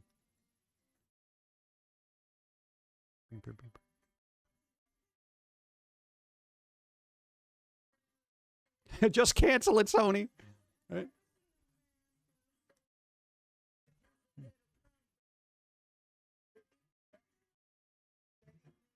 I'm in a music mode.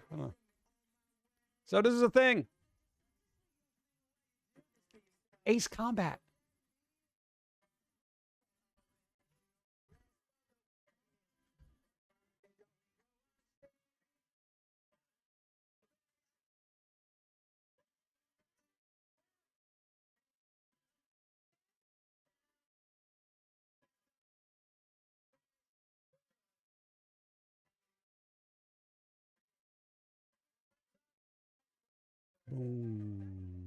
Okay, you get the idea.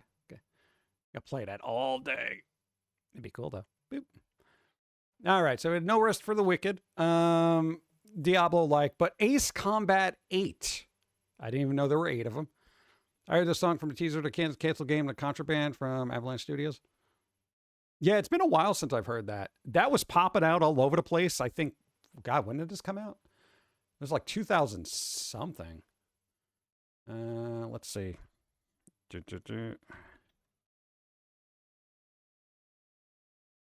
don't want to play it. Just get me to the thing. Song info. What? 2009? Does that sound right? Does that sound right? Lizard, does that sound right? Lizard.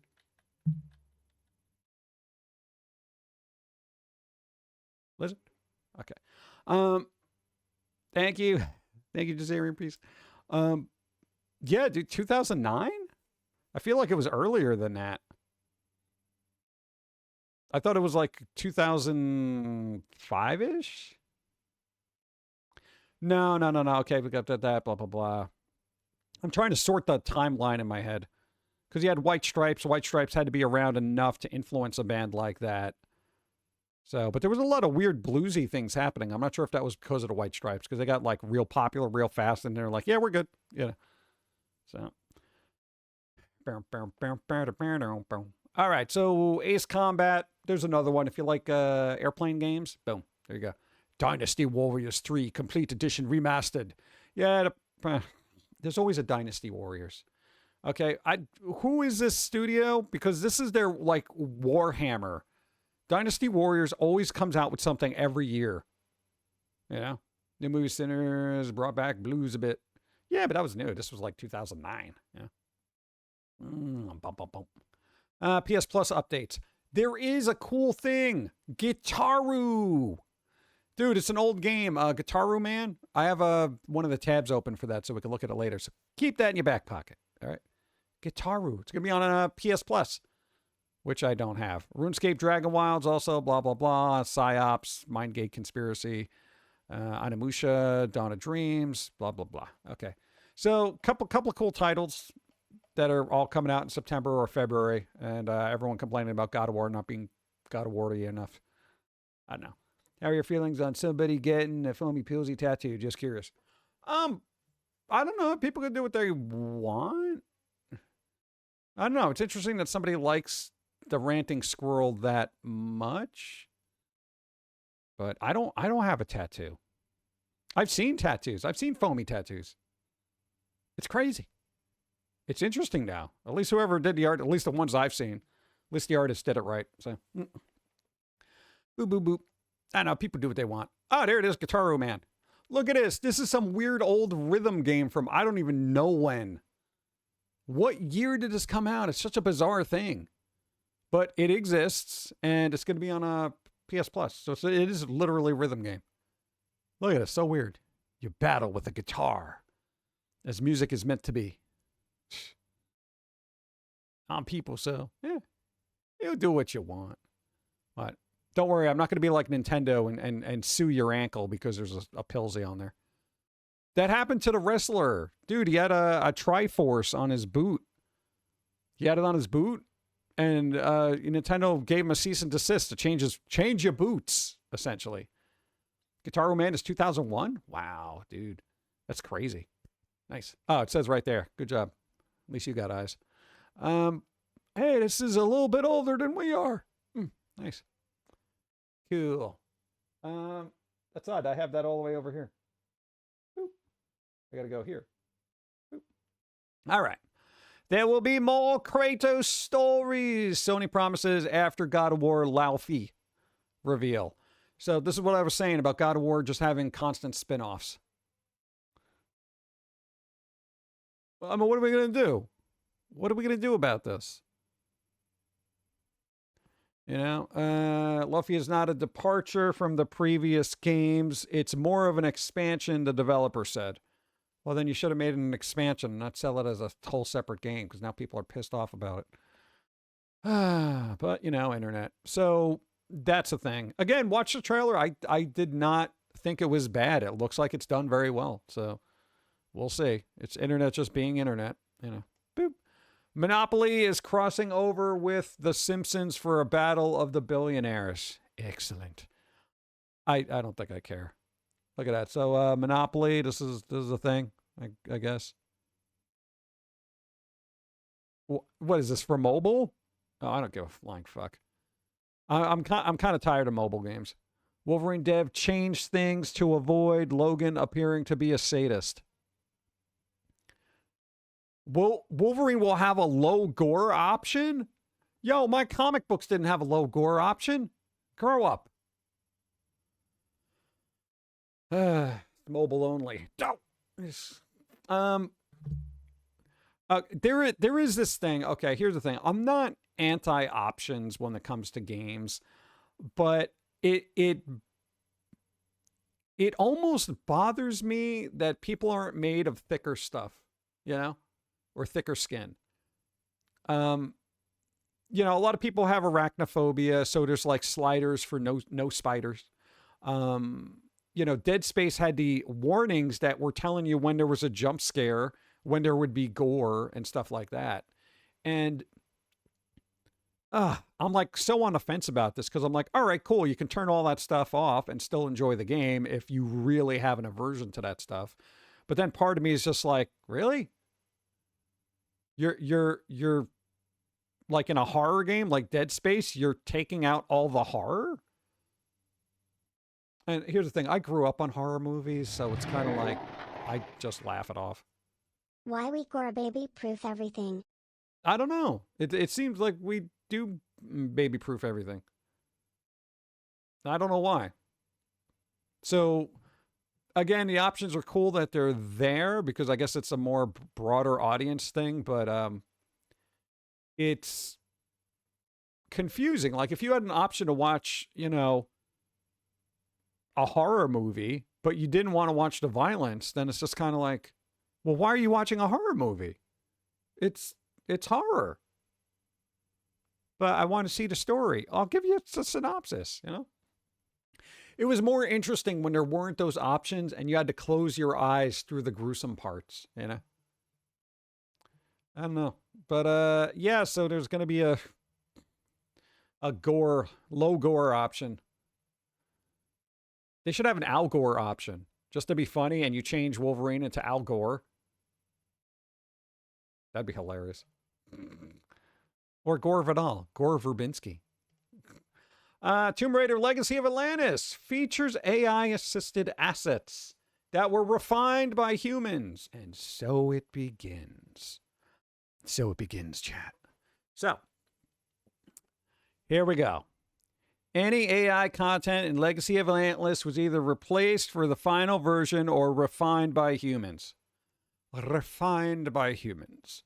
Again, I don't care about AI. You know, I want people to have jobs. I want people to work, but I also want everything to be a little bit easier for people. Can we have a nice balance? I don't know. But here we go. This stuff is going to be implemented in games. If they don't tell you, just know that it'll be there, regardless of what you think about it. So this is going to be that thing where it's like they're going to build all these assets and have humans refine them. Now, refinement to me can mean any new number of things. Oh, well, it gave us a 1080 by 1080 image. We only need a 512 by 512K image. So you want to shrink that down? Okay, I'll refine it for you. Sure. You know, that kind of thing.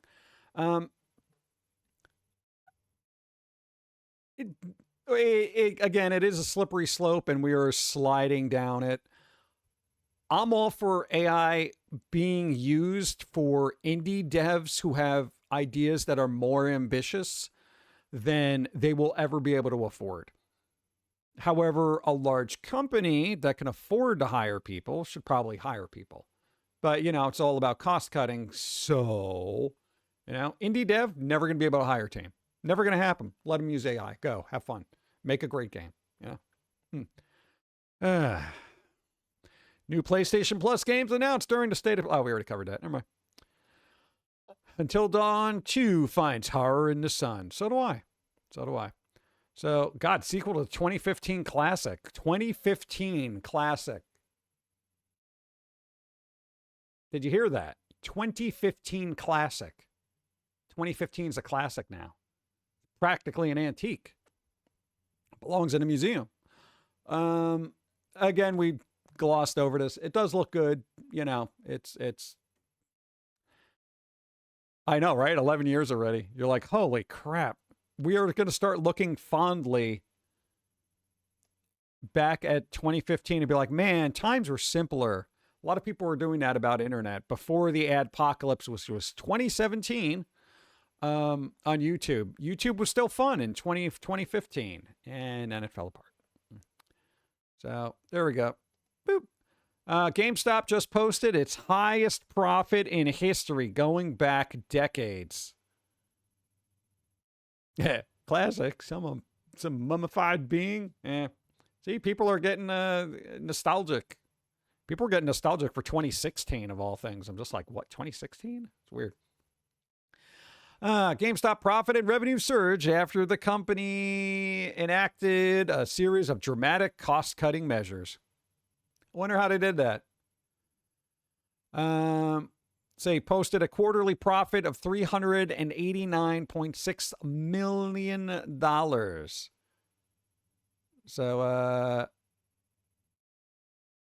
So what? This compares to a $44.3 million profit for the same period last year. How does this company even make money? Who are you out there buying from them? What are you doing? Yeah, gifts up. Yay, there we go. Nice. Revenue surge of the blah, blah, blah. Okay. All right. What are the cost cutting? GameStop has made dramatic deep cuts to return for profitability. This includes layoffs, store closures, selling off the Game Informer magazine. Oh, no, not Game Informer. Oh, no. I didn't even think Game Informer was still around. God, that should have been number one. Hey, what you want to maybe get rid of the magazine? I know we deal with antiquated media, but I mean, a magazine? Ah, well, you know, it's part of our, pro plan. God. GameStop continues to try to blah, blah, blah. Let's see. Wait, hold on. GameStop CEO Ryan Cohen has said he secured $20 billion in financings from TD and TD Bank? That's a bank, right? And look to get more funding from Middle East sources to buy eBay. You ain't buying eBay. They already denied you, so that's not a thing. God, the last thing I need is Middle East being in control of eBay. Good. What is a magazine? We talking with rifle talk here? Magazines. Look at this militia here selling magazines. No, you don't understand. It was paper. eBay is flat rejected, blah, blah. GameStop no longer conducts earning calls, so we won't hear from Cohen or other management regarding Q1 results. Okay, whatever. I don't know how this company even is around, honestly. Reddit, this is your fault, honestly. You know, you had to push that stock up and then give it this overinflated sense of worth, and now it just won't go away. It won't go away. God.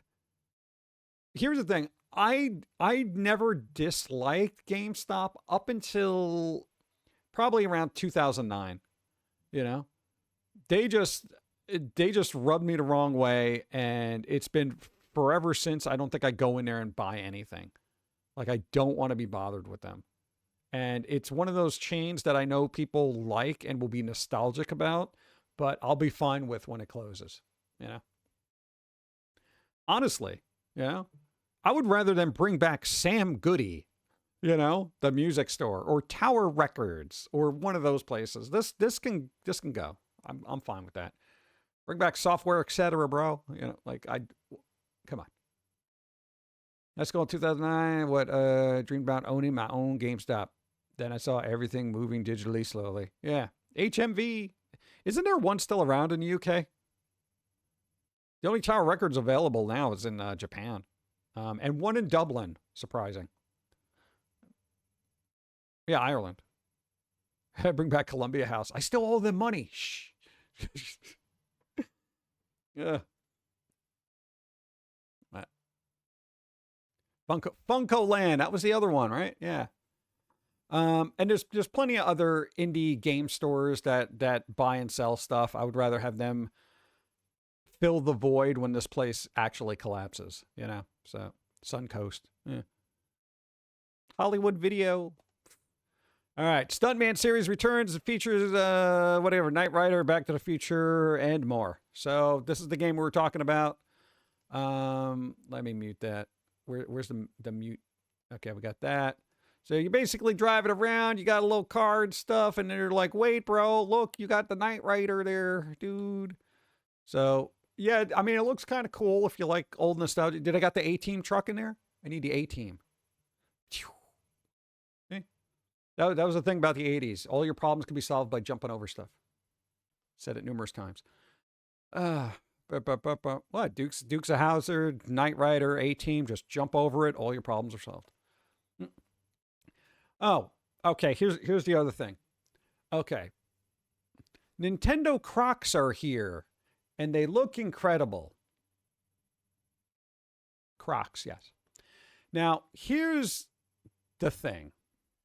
Now, this is where the hypocrisy of society and everybody in the gaming sphere that has criticized anybody who's ever worn Crocs.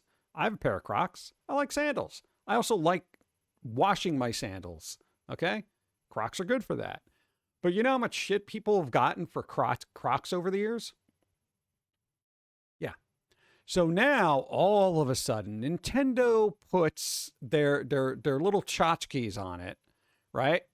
And everybody is like, oh my God, so brilliant. So great. Are you fucking kidding me? This is the problem that I have with internet, okay? Everybody criticized the fuck out of these shoes until somebody throws a Mario hat on it. It's the same fucking shoe, just somebody put a corporate logo on it, and now you're eating it up like a bunch of schmucks. Fuck off. God. Like, it bothers me because, you know, just people out there are salivating over it. It's like, oh my God. Like, and that's fine. You like it? Great. But if you're one of those people that criticized everybody else for wearing Crocs and now you have to go out and get them because it's got like Luigi on it, come on, give me a fucking break. Yeah. It happens more often than you think, dude. Look, oh, it's got Princess Peach on it. Look, got a little crowd on it. Holy crap. Come on, dude. Idiocracy shoes. I think we're getting to that point, you know? I don't like hypocrisy. You know, I really don't. Put a Nike logo and charge $200 low. Right? Yeah, that's pretty much. I don't know how much these are going to go for, but I'm sure it's going to be a lot of money, and then scalpers are going to get them. Look, Mario Classic Clog, $80. These things are $20 pieces of molded plastic garbage. That's the whole thing. Crocs used to be stupid cheap. They were comfortable. They were fairly durable. They weren't fucking $80. Are you kidding me? $80. Princess Peach is $85. She's literally whoring herself out. Yeah. She's high maintenance. You know, she is royalty, so I guess extra $5, right? You know, Yoshi 80, Bowser 80, but yo, Princess Peach, $5, bro. Give me an extra $5 for the cuteness. Killing me here. There are kids and toddler versions, blah, blah, blah, blah, blah. But again, you know there are going to be gamers out there that would criticize everybody wearing Crocs who are going to buy these things. And they'll just be dismissive of, yeah, but Mario, man. You know, dude, I like Mario. Yeah, but they're Crocs. You criticize Crocs for like the last 10 years. You made fun of people at the beach, whether they were walking around in Walmart, whatever the hell they were doing. If you saw Crocs, you pointed and you laughed. Look at those stupid shoes, you know? So, I don't know. Somebody call people out on that. Again, I like Crocs. I've never had a problem with them. You know, I put them on, I wear them. They have a good sandal, too. I wouldn't buy them for $80. No, absolutely not. Like, literally, you can get them for $20. This is like, yeah, but it's ridiculous. Hey, Buccaneer Squirrel One. Nice. Amazon Prime members get 15 games for free in June and a new He-Man adventure. We have the power of Grayskull with Amazon Luna. Okay, it's the Luna thing, but I don't know what the list of games. Oh, June. All right. I can't read. No. Barrelin! You gotta roll! Equal to or greater than 13. Hard battle. Don't hit me. Ow! That hurt. Oh. My eye. All right, pick a number. 27. Da-da-bum-bum. Ba-da-da-da-bum-bum-ba-da-da-ba-boo. New song played during intro. Yeah, there you go. Nice. Yeah, you can't go back to the intro. Nice. Barrelin won. Beautiful. That was well timed. Boo. Yeah. There we go. So, all right. June 2nd, they threw out your Tomb Raider 4 and 6 remaster. 4 through 6. All right. That was on Epic, so you don't got to worry about Luna. Yo, Mafia 3 Definitive Edition, GOG code. Boom. That's yours. That's DRM free. All right. XCOM, Chimera Squad. Yeah, GOG. Okay. So there you go. What, June 11th? That's not yet. So what? Tested or Humans? All right. Escape Room, GOG code. Sin Slayers, G.I. Joe Wrath of Cobra, Epic Games. That's the new one. It's like a side-scroller retro beat-em-up kind of thing. That's kind of cool. Oh, Paradise Killer, bro. That's a decent game. Paradise Killer? Yo, Paradise Killer. There you go. That's pretty good. All right, June 18th. Between Time, Sugar Dew Island, War Game Construct Set 3, GOG, and Space Grunts. Yeah, GOG. Space Grunts again. A different one. How many Space Grunts are there? All right, whatever. Please touch the artwork. Legacy game code. Oh, yeah, I don't like those. Terraforming Mars, Amazon Games app. I don't care. Lost EDO, Veil of the Witch, Amazon game app. Prime subscribers will also be able to play the following new games in Luna: Masters of the Universe, Legends Unite, Mega Man 11, Hollow Knight, Void Heart Edition. That's actually pretty good if you got Luna. Luna is basically like if you have Amazon Prime, you can stream games. You know, it's streaming. So it is what it is. But that's kind of cool. So, dude, I mean, you know, most of these games you're just keeping and downloading and stuff. Like, they're yours, bro. What's this? Oh, yeah. You know, if you're living in Australia, Tasmanian devil escaped. Literally. Literally. What was this? Queensland? Wasn't it? Yeah, Queensland, Australia. So, yeah, you got to watch out for Tasmanian devils. Do they have a picture of it? No, they don't have a picture of the Tasmanian devil. Yeah, apparently Taz is on the loose. So, yeah, you know, that kind of thing. I don't know. I don't think I've ever actually looked up a real Tasmanian devil. Like, I thought it was a fictional cartoon character for the longest time until somebody says, yeah, they have Tasmanian devils. And I'm like, wait, what? They literally call them Tasmanian devils. Why? You know, they're like, well, they're kind of vicious. They kind of look like a ferret. How are they so Tasmanian then? I don't know. Let me get water. We are in an ad break anyway, so let me go back here and then do that. And then do that. Thank you. Oh, it's got butt. They're cute. If they're cute, then why are they like considered crazy?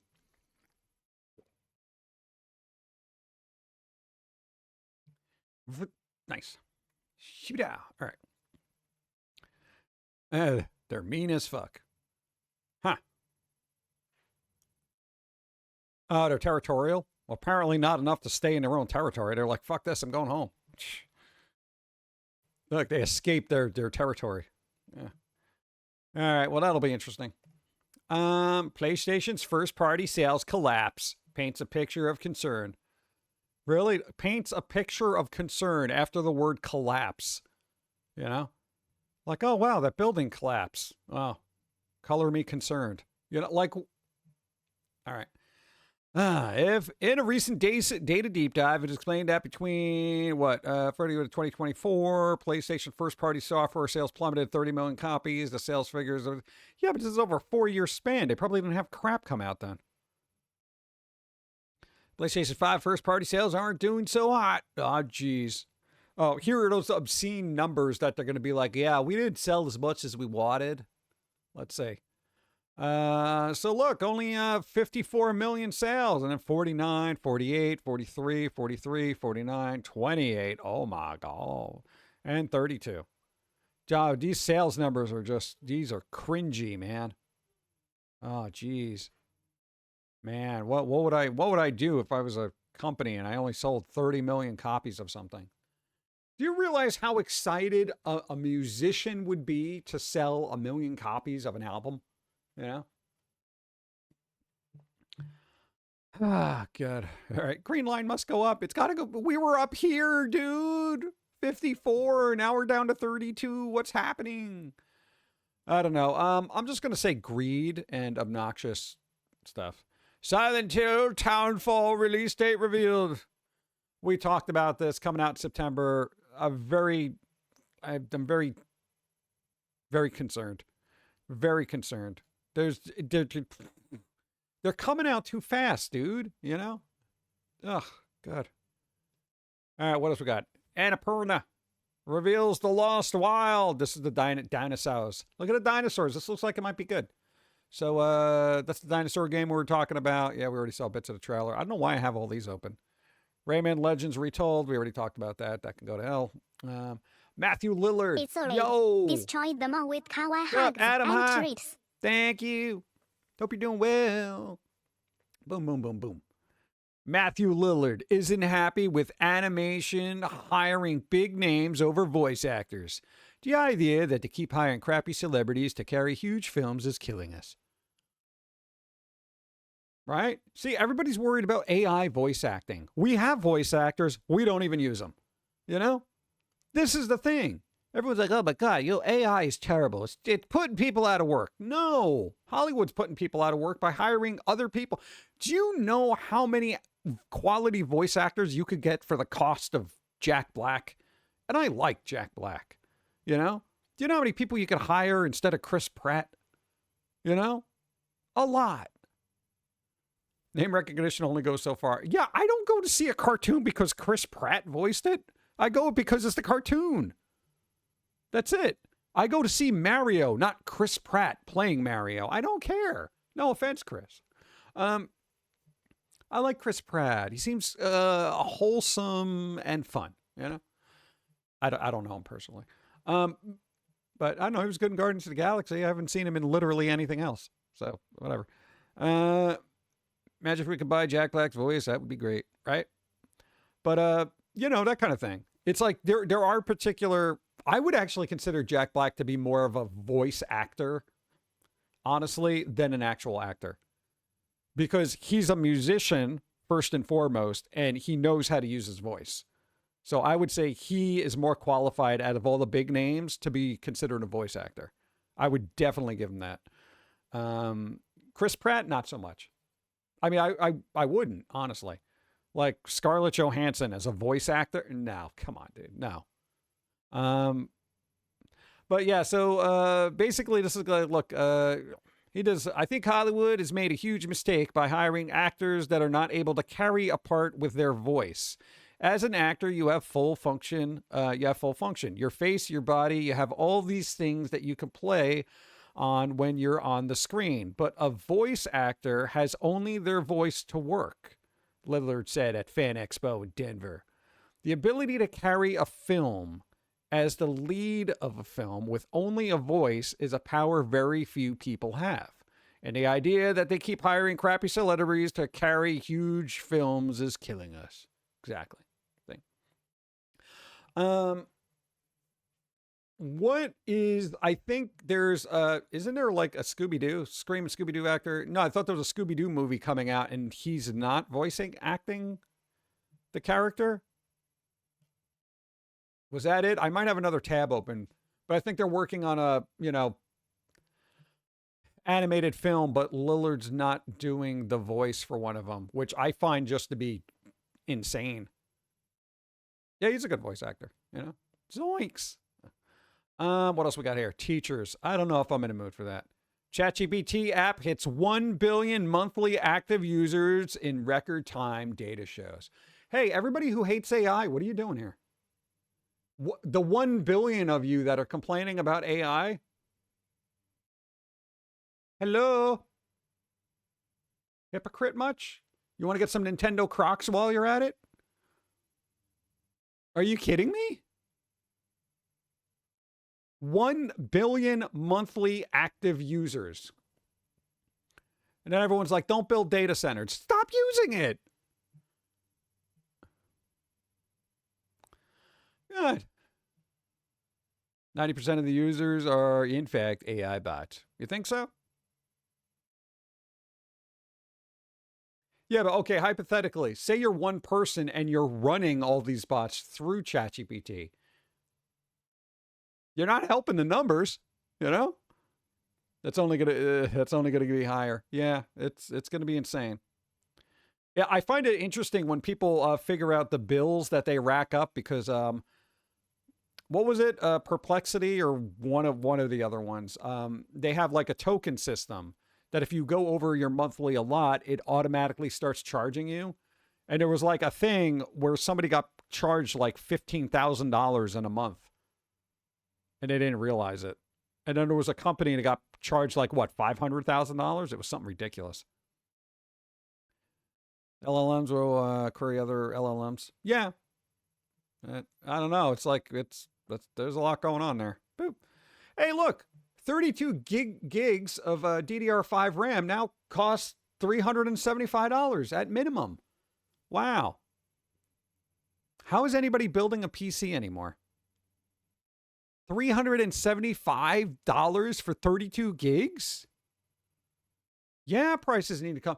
Dude, do you know how much you would be able to get not too long ago for DDR5 RAM? You could probably get 64 gigs for like $200. Yeah, this is insane. Yeah. Yeah, right. Nobody's building a PC now. Yeah, we're going to be stuck with streaming machines. Am I the asshole? Maybe. Find out later. This guy, look, iconic Warhammer 40K artist. Yo, John Blanche has died. They died. This guy, look at him. He looks so stoic and artsy. What? I never take good photos like that. It doesn't matter what age I am. I always look stupid and dumb. I need to get a quality photographer that takes like 7,000 photos of me and says, yeah, this one is good. Where there was a lunar eclipse and the lighting was just perfect, so I don't look like a weird defunct mutant. There aren't enough superlatives to begin describing John Blanche's impact on Warhammer, or even all of tabletop gaming, one of the founding fathers of Warhammer 40K. Blanche's iconic artwork defined, can't see, the mood and setting of Games Workshop's lineage of games. He put pencil and ink to everything, from fantasy battle to necromunda, but is most famous for his work in the 41st millennium. Millennium. What is he, Duck Dodgers with a pen? God. I know it is. But look, they did a bunch of artwork and stuff, and now they're no longer with us. Gora, you're going to have to move. Sorry. This is your area, though. This is like your place. Look at that. So like, ooh, look, hell. Yeah, dude, look at all that. Dude, that's crazy. Oh, that guy's cool. Look at him. Yeah. So they did a lot of work. Oh, is there going to be spicy art here? I don't know how spicy they get. I'll just, let's leave it on this because I feel like we kind of did a lot there. But, yeah, go back. Right. But, you know, it's always kind of, you know, it's sad when like an iconic, you know, artist kind of goes, because you're like, man, they did so much. You know, that's kind of cool. You're 77. No. 77. At least I got Social Security, right? That's right. Larry Elmore are still kicking. He's an old dude now. Yeah, a lot of the legends are getting older, you know. Look, a small Jet Set Radio video just leaked, sparking Summer Game Fest. Jet Set Radio. I know. I'm gonna try not to get my hopes up, but you know, Jet Set Radio, it's still alive. It's still alive. They haven't killed it yet. Jet Set Radio gaming. This is the effing game. The art style of Oh My Doug is ripped straight from Bill Ray, Ren and Stimpy. And it looks absolutely terrific. This, God, yeah, we got to play this because, dude, look at this. This looks like a Ren and Stimpy cartoon, bro. Look at that. Look at that. You're this little dude and you're like in this person's body. This looks like it's done very, very well. I'm actually excited about this. Let me what? Yeah, let's. I kind of want to just not get in trouble here because I feel like I've been playing it too much. But look, dude, look at that artwork. This looks like good. 100% Ren and Stimpy. Yeah, that's so much Ren and Stimpy that you're just like, excuse me, you know, that kind of thing. And I kind of hope it does well because look at that. Look at a little cartoony guy. Look at it. He definitely looks very Ren-like. Look, even the font's the same. Yeah, there's a fine line between an homage and, you know. But I wish listed anyway because, you know what? Nobody's done anything like this in forever. Look at that. I've seen like one or two cartoons on Newgrounds try to do that style. But this is exceedingly effective for that style. More games should embrace creative and ambitious animation. Yeah. Yeah, that's pure John K. Yeah, but nobody likes John K now. Allegedly. Yeah, look at that, dude. Look at that. Look at that artwork. Look at that. The boogers and everything. Dude. So, I don't know. Oh, my Doug. Look it up. I wish listed the hell out of it. I mean, I can only do it once. Does this have any actual connection to Ren and Stimpy, or do they just copy the art style? I think they just copied the art style. Yeah. I don't know. I think we need a resurgence of some kind of... What was the other... There was another cartoon. It was an actual cartoon. It was very Ren and Stimpy-like. I'm trying to remember the name, but Danny Elfman actually did the little intro for it. The only way I figured that out, but boop. More gaming stuff. What is this? Oh, you ready? You ready for zombies? You ready for zombies? Imagine stuff that's going to come out in the future. Yeah, we'll see. Boom. Look at this. Scientists say they've discovered little lab zombies, seemingly immortal, tissue taken from sea cucumbers. All right. Here's the thing. They took chunks, because, you know, they do experiments over there. They took little chunks of sea cucumbers, right? And they were in a dish, and accidentally, they just kind of left them there.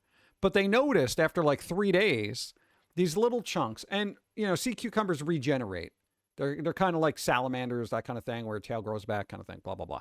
So these little things, these pieces, here's the thing. They didn't degrade. They didn't grow. They didn't degrade. They are literally in this limbo state of life where the cell structure is not breaking down. They're basically getting, and they have these running through like, salt water and stuff like that. So they're just, they're in their environment, but they don't have a gut. They don't have a mouth. So they're not eating. They're just getting all this, I guess, nutrients through whatever they're like osmosis or something. But these things do not degrade. They literally don't degrade. They're just there. So nobody knows whether it's alive or not, which I find to be interesting, especially as a vampire, because I get questioned this: are you dead or are you alive? I'm just like, no, I'm more like I'm like a sea cucumber. So nothing's degraded, and this is amazing because if they can use this somehow for people, imagine getting, a shot where it would change your cellular structure so it wouldn't degrade. Right? So, and this has been, imagine this. The cells did not degrade for 3 years. This isn't a couple of days. This is 3 years. This thing is neither dead nor alive, but the cell structure has not degraded. It is not broken down after 3 years. Dude, your cell structure broke down in the last 3 years. You can tell. You can feel it. This is amazing to me. We literally got zombie cucumbers, sea cucumbers, zombie cucumbers. Yeah. So basically, we often call them lovingly our little lab zombies. See? Way to go, Jobson. Because we don't know. Do they count as alive? Do they count as dead? In addition to lacking both a mouth and gut, they don't reproduce. Nevertheless, they are biologically complex pieces moving from animals, and they can potentially carry on forever. We haven't seen any signs that they're degrading or dying.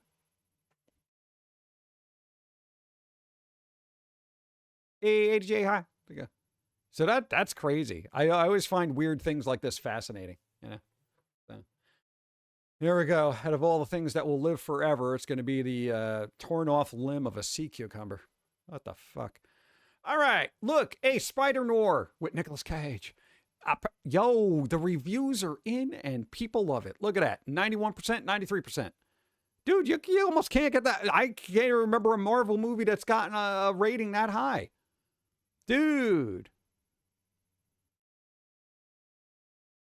This is good. I actually kind of want to watch now. Where was that first time chat? Was there? I'll take your word for it. Boop. There you go. Oh, they're gone. Okay. Yeah, so this is doing well. Most people seem to like it. I'm sure there's a jerk out there who doesn't like it. I still got to watch it. I got to watch it, but I got to get through this week of gaming. Oh, good. Spider Noir is very good. Nice. There you go. You have all the DNA to regrow functionally your whole body. They just get turned off before you're born. Also, we have turned genes to regrow teeth. That I saw, the regrowing teeth thing. They turned the genes back on. I just hope there's a way to stop them from regrowing so they don't just keep going. You know what I'm saying? Well, problem. See, that's the thing. Why can't we just turn this shit back on? Though I got to tell you, there's a lot of people out there I do not want living forever. What? That's one of the sad. All right, here's the thing. Here's the thing about growing old, right? There's two things about it. On one hand, it's sad to see people die. On the other hand, you're glad those fuckers are dead. There are certain people that you're just like, oh, good. They passed. Thank God. What an asshole. I don't want them living forever. That kind of thing. I would like the good people to last forever and the other people to just have all their regenerative DNA turned off. I don't want to live forever. Well, gaming will probably get better, hopefully. All right. I didn't know. KFC gave out little DVDs back in the day.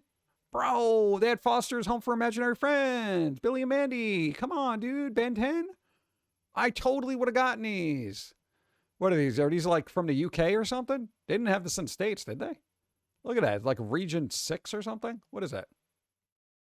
Rated G. Oh, PAL. Oh, this is why we didn't have them. Dude, are they kidding me? Yo, how come they got all the cool stuff over there? Look at that, PAL DVD. Come on. All right. Well, that answers my question. I was like, why didn't we have that here? Well, I don't know. Never mind. What's up? Catch up on what list. Yeah, there's a lot of lists. Oh, there we go. Look, for anyone who can't wait for October, guess what? This is Halloween. All right, my problem here, we got pineapple jack-o'-lanterns. Pineapple jack-o'-lanterns. Nothing says summer like carving a face out of your freaking pineapple making a jack-o'-lantern. What? First time chat or Twitch didn't catch it for some reason. Oh, all right. No, it's fine. Do. No need to repeat. I'm sorry I missed it. Damn it. Sorry, first time chat. Look, hot ghoul summer. Really? That's what they're going with? Really? Okay, well, I guess if you need a little bit of summer ween in your life, they have little watermelons and pineapples. No, the whole thing about the whole jack-o'-lantern thing is it's supposed to be a pumpkin. That's what makes it special, you know? Carving faces into random fruit is just weird. All right? Life.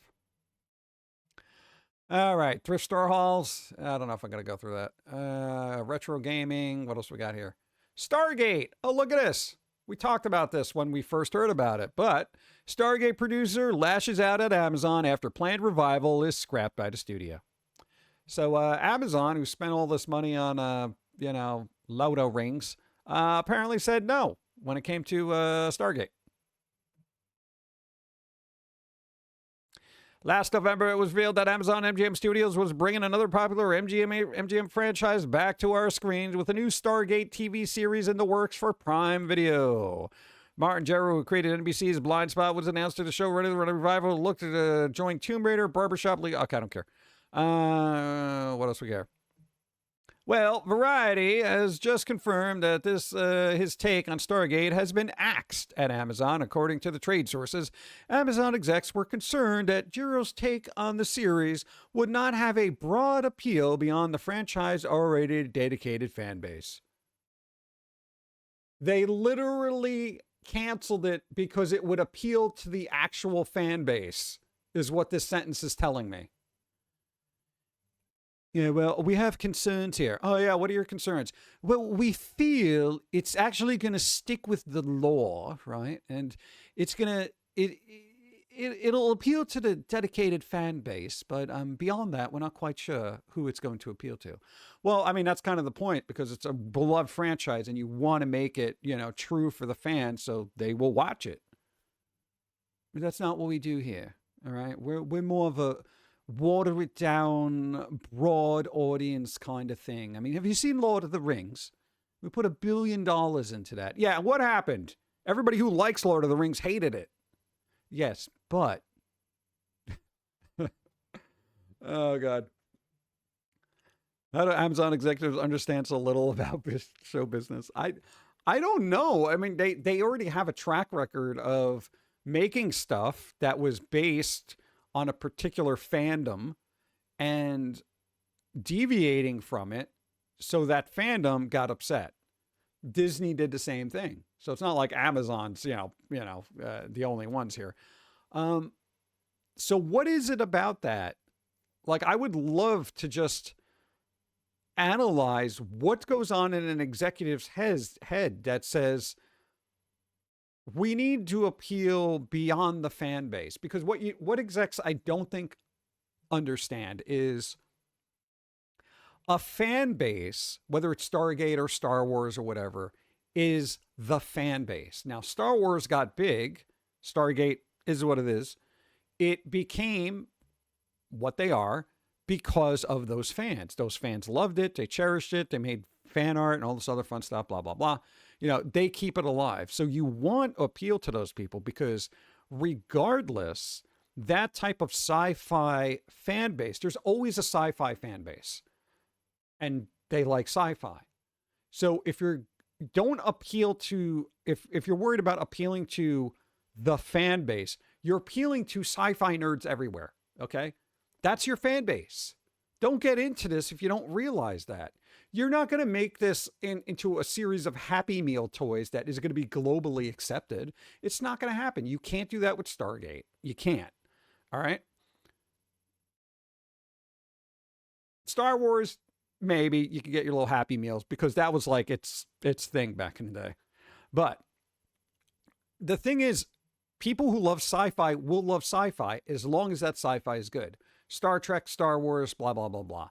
You can just appeal to sci-fi people. Get people who know sci-fi to make stuff for people who like sci-fi. It will do well. You don't need to be going beyond that, especially in sci-fi. This is what's the cool thing about horror. Horror always knows its place. They make a horror movie because they want to appeal to freaks who want to see blood and probably people that are half naked and murder. Okay?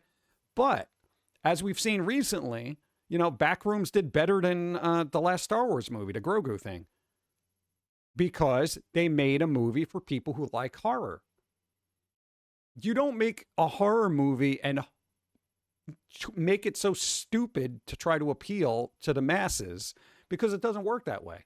You make a good horror movie that's grotesque, it will appeal to people and it will get what it needs to. You'll get your fan base. It may not be as big as you want, but look what happened to Terrifier, right? And whether you like it or not, it appealed to a particular group of people. Those people loved it. They came out with another one. They loved it too. And, you know, the people who made the movie was like, you know what? Let's just ratchet this up for 3, which they did. People loved it. It made money. That's the thing. I mean, it may not make hundreds of billions of dollars, but, you know, I guess. What? You're my idol. Hope you in your life for Foamy. Thank you. Thank you for putting up with it, though. And I'm glad we can help in any way possible. It's good. It's always good to have a little ranting person on your shoulder, trying to be the voice of reason in a crazy ass world. I didn't understand a second Terrifier. I didn't get to see it all the way through, which was sad. So I was like watching it, and then I was like, oh, I had to do this, blah, blah, blah. And friggin' 7 months later, I'm like, ah. That's right. There is a new Foamy Friday. New Foamy Friday. There you go. Yeah, so basically they killed this whole thing because it would appeal to the fans. I don't get it, but whatever.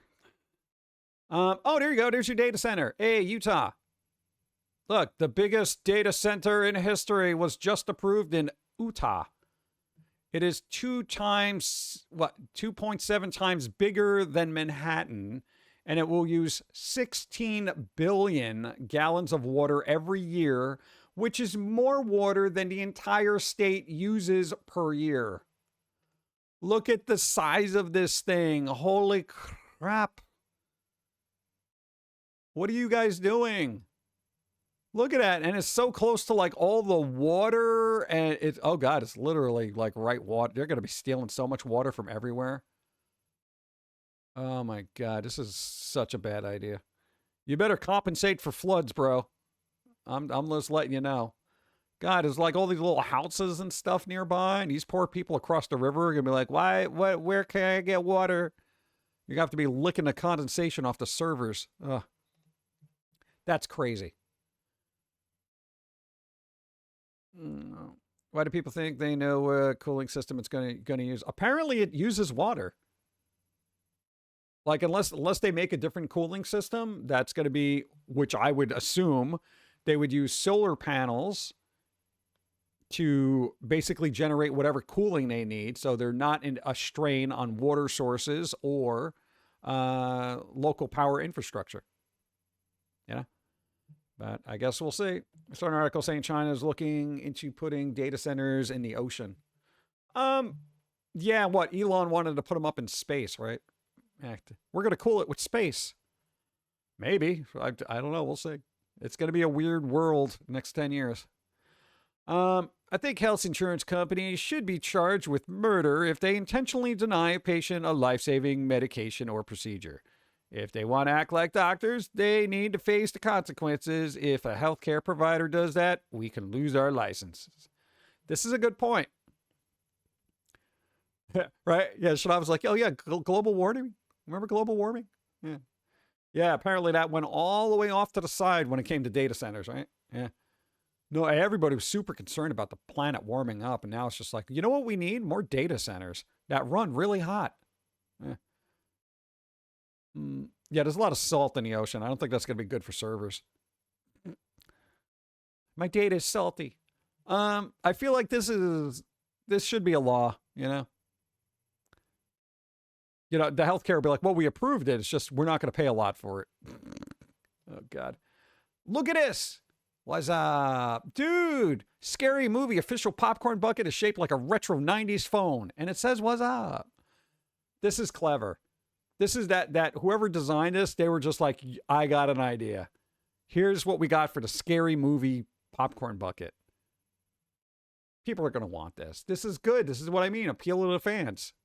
That's pretty good, right? Here, look at that. I'm going to get a, oh God, the jiggly one again. Ugh.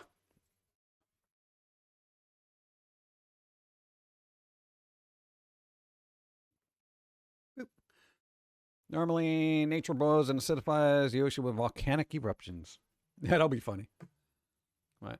No, we didn't realize we put our floating data center right above a volcano. Yeah, so that's pretty good. Look at that. Scary Movie popcorn phone. It's no way this is $67. That's got to be a joke. There's no way. I don't know how much collectible popcorn buckets go. What? Hopefully it's not near fault line, right? Gonna take off later. I don't know, do something fun. Yeah, calm down. Go, I don't know, take them for a walk, see what they're doing. Yeah. Boop. Nice. Look, Ani Press sends Archie to hell, an 85th anniversary comic. Well, isn't this just another term for public domain? Isn't Archie in a public domain now? I just assumed they would be. Yeah, so they're making a comic book, Archie Goes to Hell.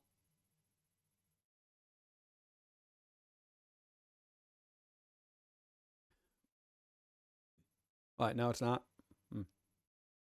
Can't be yet. I thought it was like a certain amount of years. I don't know what it was. So, you know. Well, I just assumed it was in the public domain because it's not Disney, you know.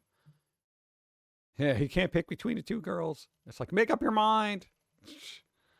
Yeah, so Archie Goes to Hell. Archie in Hell, Archie, Sabrina, all that other stuff. So, yeah, I know that they're throwing him in hell. It seems weird, but all right. He's done everything. Didn't he fight the Punisher and Predator or Aliens or something? Like, it's just ridiculous. Is it a Sabrina crossover? I don't know. In another time, in another Riverdale, Archer Andrews, a radiant life is about to turn pitch black, separate from his friends and bound by a terrible curse. There's only one way to save Archie, to damn him. But he won't be alone for long. No, I think they're just throwing Archie in hell. What? He was in Sharknado? Betty was her name? Yeah, Betty and Veronica. Zack Snyder. This freaking guy. Remaking John Carpenter classic. This freaking guy. They are getting Zack Snyder to remake Escape from New York. Fangoria is still a thing, yeah. I think they still print a magazine, but I think it's like quarterly. No, leave it alone. I know, right? They're not going to leave it alone. Look. Following its announcements at CinemaCon earlier this year, the remake of John Carpenter's Escape from New York has found its director, with Hollywood Reporter today revealing that Man of Steel and Justice League director Zack Snyder will be taking the reins of this dystopian action classic. Oh my God. Can you guys just leave shit alone? For fuck's sake, man. Just leave things alone. You know? I'm dreading when they reboot or redo Big Trouble in Little China. They're going to. They were supposed to get The Rock to be Jack Burton, and thankfully that did not happen. Could you imagine? I would fucking throw up in my own nostrils. God. Nah, man, I don't want to deal with that crap. But Ani Press is going to publish Archie titles now. They made a deal with Archie Comics for comic book licenses. They're doing this because Archie Comics isn't doing so well. I can't imagine Archie doing well. Like, it just seems like such an odd thing. Plus, a lot of people don't buy comics. So, you know, it's bizarre that it's still around. And maybe they should just do digital stuff. You know, I'm all for physical, but it's rough trying to get a physical copy of anything out there. Morris's webcomics, all these reboots and old IPs. Yeah. But you know what's going to happen? Eventually, the more popular webcomics are going to be turned into a movie, and they're going to turn to shit too. So, you know. Wherever corporate smells money, they stick their face in it and rip it apart with their teeth. You know? So, yeah. We'll see what happens, but I'm not happy about it. And here's the thing. There is this bizarre fandom for Zack Snyder stuff that's very toxic. You know? It's like, James Gunn can't do anything with anything DC without somebody yelling Snyderverse at him. You know? And it's not like, you know, Zack Snyder's helping any by constantly posting these, oh, here's Ben Affleck as Batman. You didn't see this photo. Here's another Henry Cavill Superman thing. You know, James Gunn is probably like, can I just get my Man of Tomorrow off the ground, please? You know, can we just not live in the shadow of a trilogy that was kind of to begin with? You know, it was all right. I didn't love it. I didn't hate it. All right. I think we went through all this crap. What else we got here? Oh, look, yo, Weezer. Buddy Holly over there. They're coming out with a new album. Literally. I had no idea. They're still around.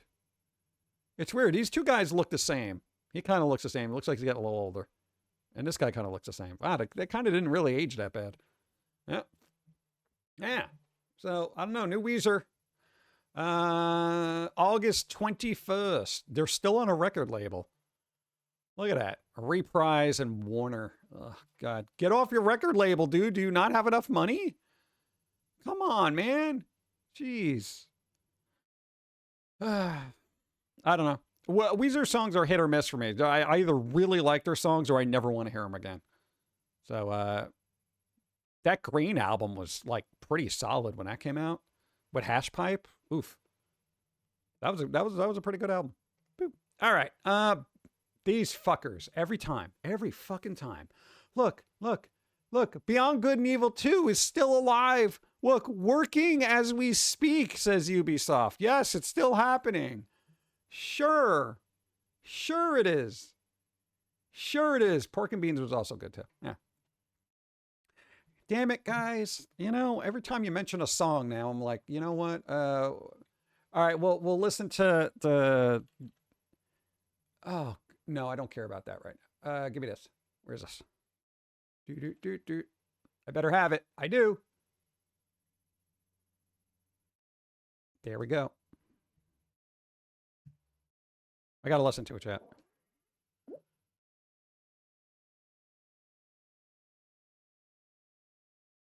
haven't heard this in like years. Bum, bum, bum, bum, bum.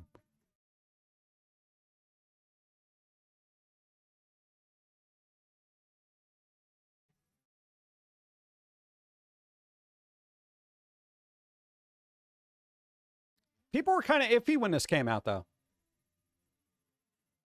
I'm going to get coffee.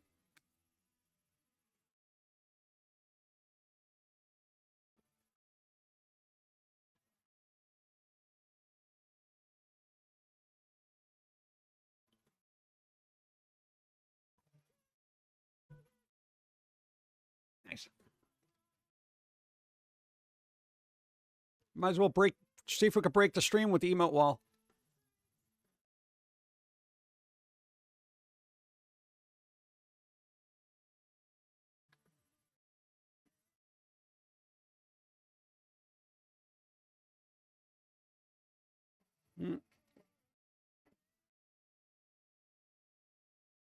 Feel like we got to listen to the other one too.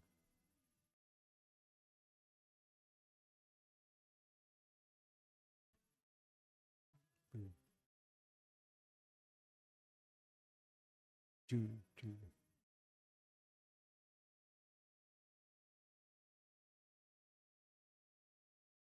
Ooh. All right, guitar solo. You know that. I want to play. I want to play. I gotta play the other one. I haven't heard this in forever. Where is it? There you go.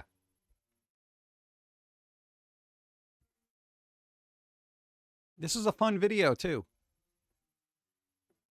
Production's good.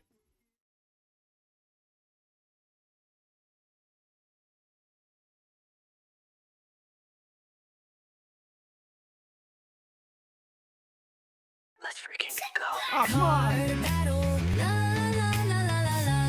Gotta wait.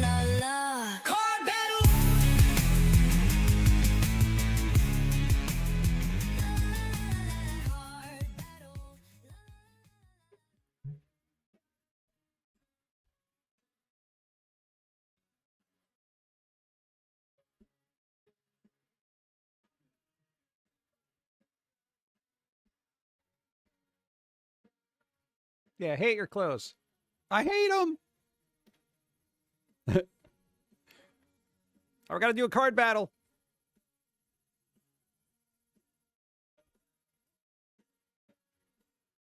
We got to do a card battle. It's the law. Law. Got to do it. All right. Shady Gun, you got to roll equal to or greater than 3. 18. Beautiful. Let's go. Boom. Pick a number, any number. What you want? I still don't have bingo. No. No. Dooper dooper dooper. What we got? Boom, boom, boom. I got the song stuck in my head. Damn it. It's weird. I got 2 songs stuck in my head at the same time. I got Hash Pipe and Pork and Beans at the same time. It's not good. Yeah, because one's trying to play over the other. What do you got? Number 5. Number 5. Doodles on stream. Boop. Got it. All right. Oh, man, that didn't help me. No. That didn't help me at all. All right. Well, what are you going to do? Boom. All right. Let's go back to these bastards. Yeah, I was in too good of a mood. So, according to Ubisoft, Beyond Good and Evil 2 is still being worked on, allegedly. So, it has been a very long time since we've gotten a new update. What is it, like 7 years? But Ubisoft has often designed that the long-delayed game is still alive. In a video interview with Polygon centered around Rayman Legends Retold, brand director, what's his name, Lowell confirmed that the game is still in active development. Active development? What? Do you have a 5-year-old scribbling out like little monkey pictures with robot hands? Yeah, it's still in active development. You know, I got my kid working on it. You know, in between sandwiches. You know, like confusion around Beyond Good and Evil 2's development status has been swirling for years. Ubisoft rarely shares updates on the game, which has left players hunting for clues. Last November, Eurogamer discovered that Ubisoft has actively hiring for the project. Gora gave a more direct confirmation for the project is in motion while discussing the problems Ubisoft had to solve to remake 2013's Rayman. I don't care about Rayman, okay? Ubisoft, I don't give a flying fuck about anything you make until this gets out, okay?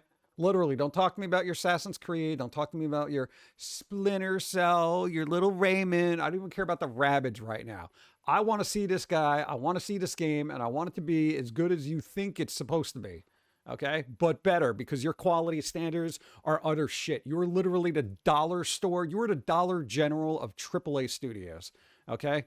I don't even want to walk in there because I know everything in there is cheap shit, okay? Fix it, all right? Get your brand up to level, and this better be fucking good. Anyway. That offhand statement, I don't care. We're never going to see this game. Look at this, dude. The Critic creators tease a reboot. It's never been closer to actually happening. It stinks. Dude, I don't know how this is going to work now. I don't know how this is going to work now. The Critic? Oh, God, Disney owns it. Oh, shit. 23 episodes. That all we got from the 1990s animated series The Critic, which followed gluttonous, self-important film critic Jay Sherman on his Siskel and Ebert-like movie review show. The series starred John Lovitz as Sherman and was created by The Simpsons writer and showrunner Al Jean and Mike Riz. No,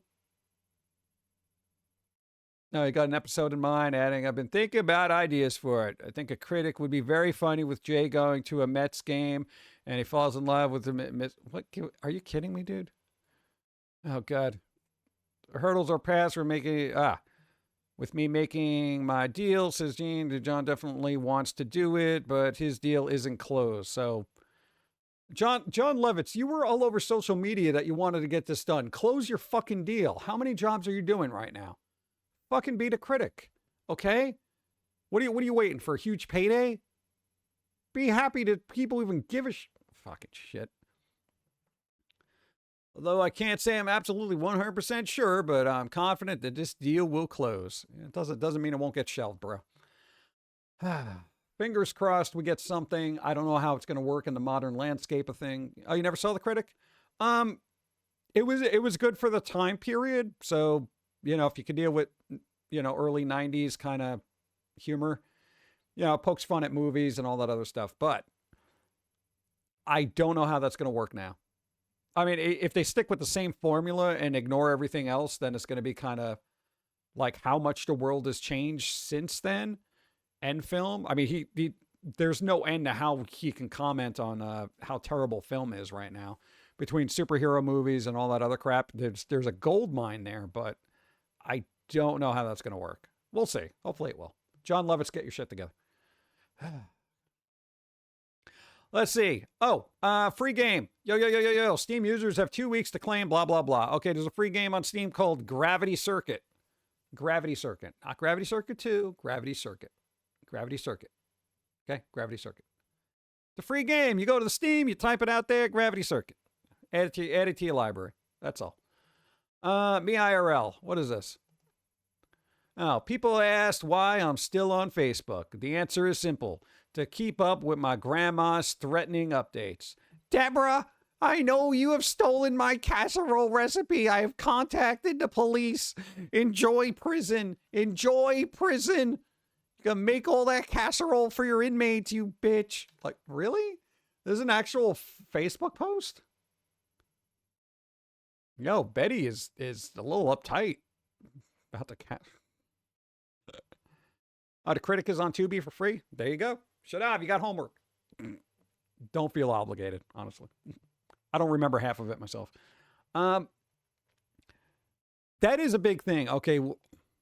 Honestly, with old people, recipes are like it's the gatekeeping.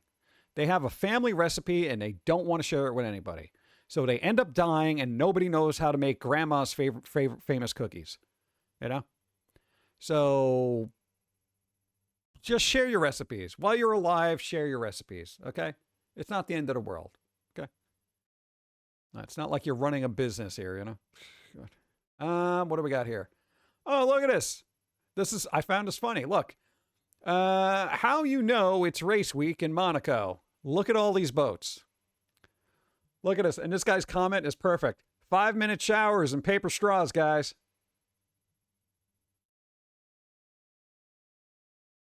Right? Motherfuckers. Everybody on the fucking planet has been lecturing you to save the fucking environment, which we should. However, when we're building data centers and having yacht races in Monaco, plus celebrities taking private jets everywhere, this is the pot and the kettle syndrome here, all right? A bit of a hypocrisy when I'm sucking down a paper straw and I feel like I have to speed run my beverage before the straw disintegrates in my mouth, okay? Like, this is utterly ridiculous to me.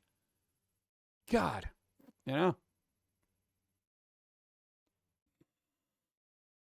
We live in a weird world. Shall never be fixed. Are paddle boats not exciting enough? I know, right, man? Come on, just get one of those little pedal ones. Those pedal boats, those are fun. Yeah. Let us have cake. Dude, we can't even afford cake. That's the problem.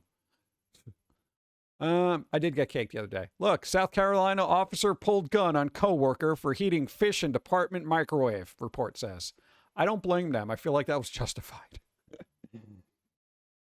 Motherfuckers, if you work in a public place, do not microwave fish.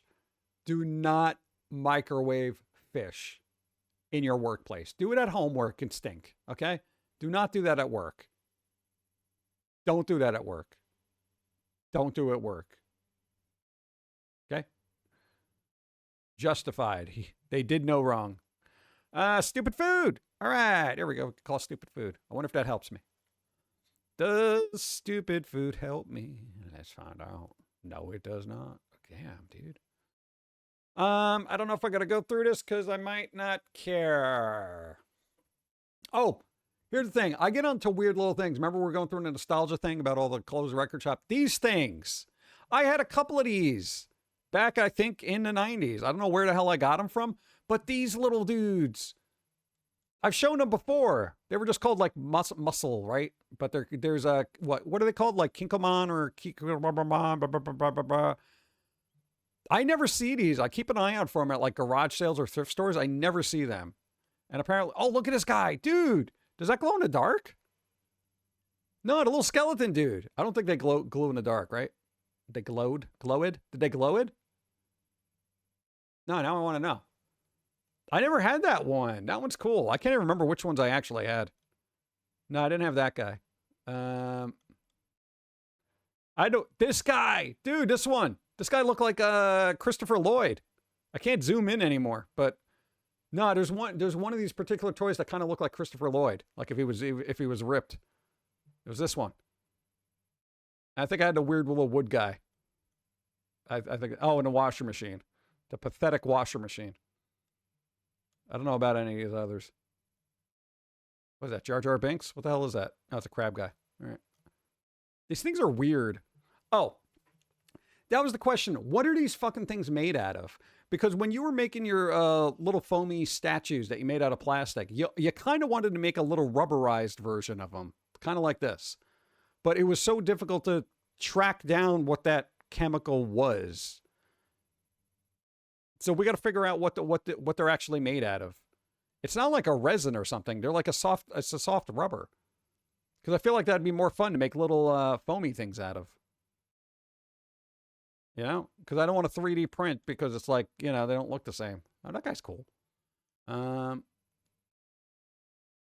This guy had 2 washer machines. Look at that right there.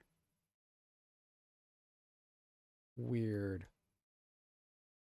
All right, yeah, whatever. No, so I don't know if anybody knows what the plastic is. What if you made real music again? What if you made real music again? I don't know. After, let's see, 1, 2, 3, 4, 5, 6, 7, 8, 9, 10, 11, 12, 13. After 13 albums, I feel like I'm pretty good. Let's see. Besides, don't pick at the scabs. Boop. I love your albums. Thank you. Boop. One day, we'll see. I know if you're not keeping up with news, we got hyperacusis. So that's not good for performing music. Basically, oversensitive hearing. So even playing an electric guitar not plugged in is too loud for us. It's depressing, yes.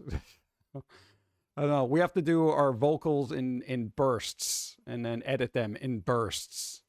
So we have good days, bad days. I don't know. It's a thing. But, boop.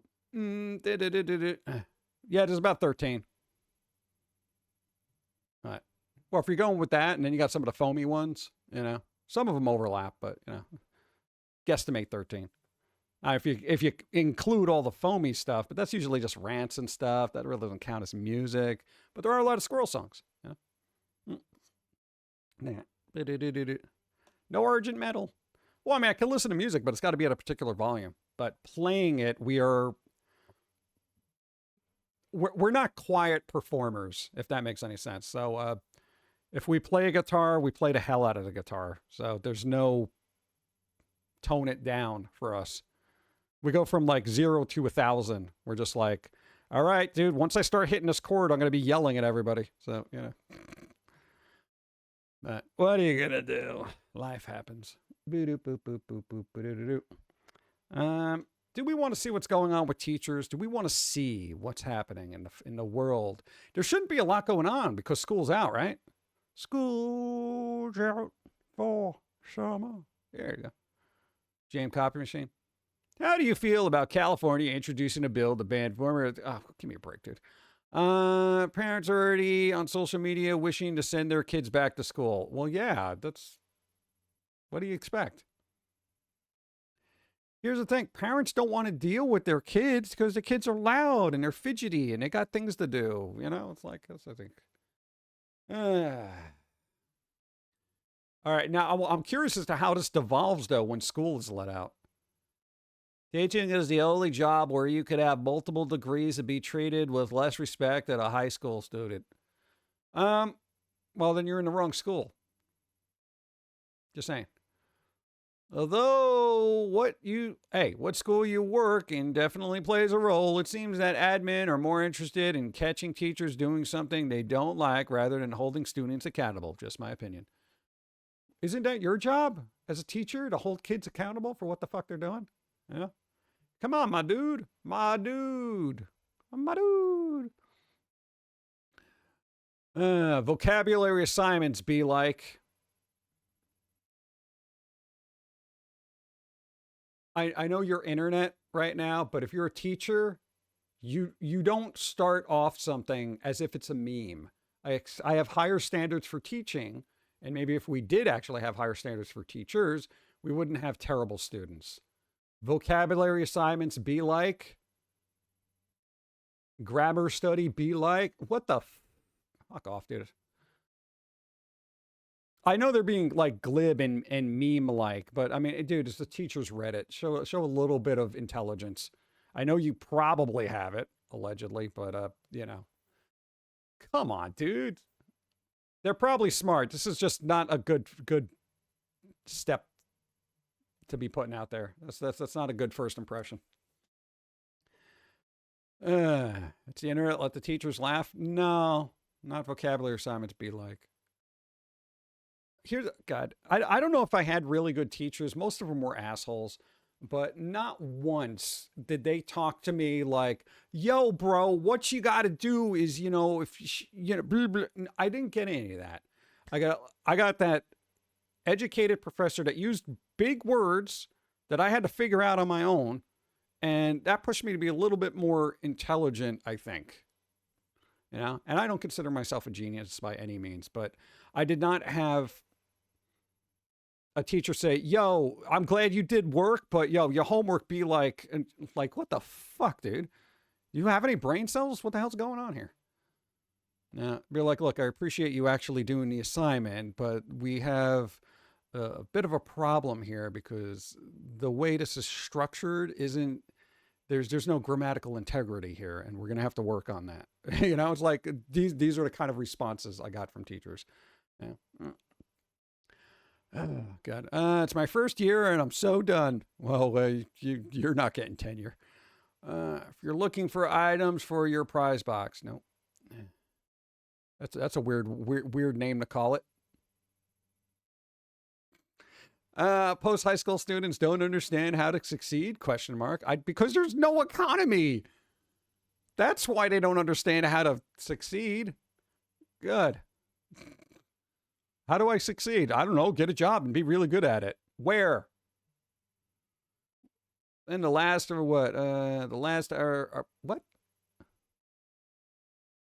Within the last hour of his last hour. Okay. Also spell check.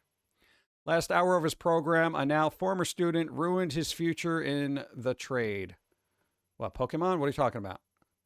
Oh. Ceremony, we get recommendation letters. Let's see what they did. Your set instruction be tripping, man. It's pretty good. I teach bricklaying and stonemasonry. How does he mess up the last thing in an hour? What do they do? Drop a brick on your head? This is like a trade school. Trade schools just follow instructions and learn. Like, Yesterday was the last day for my group. Just before sending them away, we have a ceremony where we give recommendation letters. An hour before we were finishing the inventory, and I noticed some of my tools were missing from my table in the shop. So I naively thought, someone could have replenished their toolboxes by mistakes. Okay, let's see. I asked my students, and everyone vouched that everything was where it should be. Blah, blah, blah. Then I asked them to bring back their toolboxes so we can find my tools. One of them tried to sneak away to the lockers to fetch what he had stolen, but he's not that sleek and subtle. Dude, do you think he is? No, he's not. He's not. Nope. Everyone saw him come back with his hands full of my stuff. So all of his classmates called him a thief, and they left him behind in his shame. As it should be, all right?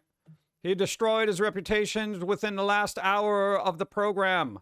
Quebec City is small, trade-wise, so this is going to spread far enough he might just go work in another city. Well, you could have dropped their name so everybody in, Canada over there could figure out who the thief is. Sorry, but that would be the right thing to do. How do you do that? Dude, you're right there. What do you think you do? You're just going to steal stuff and walk off? Well, I wanted tools to start my new life. Yeah, that's a good way to do it. Crap. We should cancel graduations. Oh, I've seen some graduation videos. Hey, motherfuckers got no decorum. It's like watching a bunch of Neanderthals just throwing things around. I get it. You're excited. You're at school. Yay, throw your hats up in the air. This literally looked like a pathetic version of what you would see in a nightclub, but people don't know how to dance. And I'm just like, my God, these people are going out and they graduated, They somehow graduated. God, it's just like there's just no, I don't know, what's a good term for it? I don't know, sense of respect. As much as I hated school, I had a certain amount of respect for what I should and shouldn't be doing, Are high school students actually this clueless and entitled? Yes. All right, how entitled are they? Let's find out. This is kind of long. So I'm an academic advisor for a pretty big state university in the U.S., and we currently having orientations. Lately, I have noticed how clueless and entitled freshmen have become. I have had so many orientation students argue with me that they don't have to take a certain requirement because they took it in high school. That's when you're like, okay, you don't want to take the requirement? That's up to you, but it's just not going to help your diploma when you try to, get it and graduate. They're called requirements for a reason. God. Because I took it in high school. For example, I had a student argue with me that as a freshman? Wow. Yo, the balls, bro, the balls. Dude, how do you go into, as your freshman year, you're going to start being a dick? Fuck off, dude. I'd be like, yeah, get out. For example, I had a student argue with me that they do not need a specific core class because they were in band in high school. Unless it was math metal, then I don't think that counts. Others have said they should not have to take math class because they took high school math. I would have loved to use that as an excuse. I would have loved to that. I was told this high school, not college. You can't test out of the class. Yeah, it's like it's weird. Others have said they should not take. Okay. Then I get students complaining to me that their AP credits or dual credits have not been posted to their accounts. And when I ask them when they submit, they do not know, and that someone submitted it for them. No, you got to do it yourself.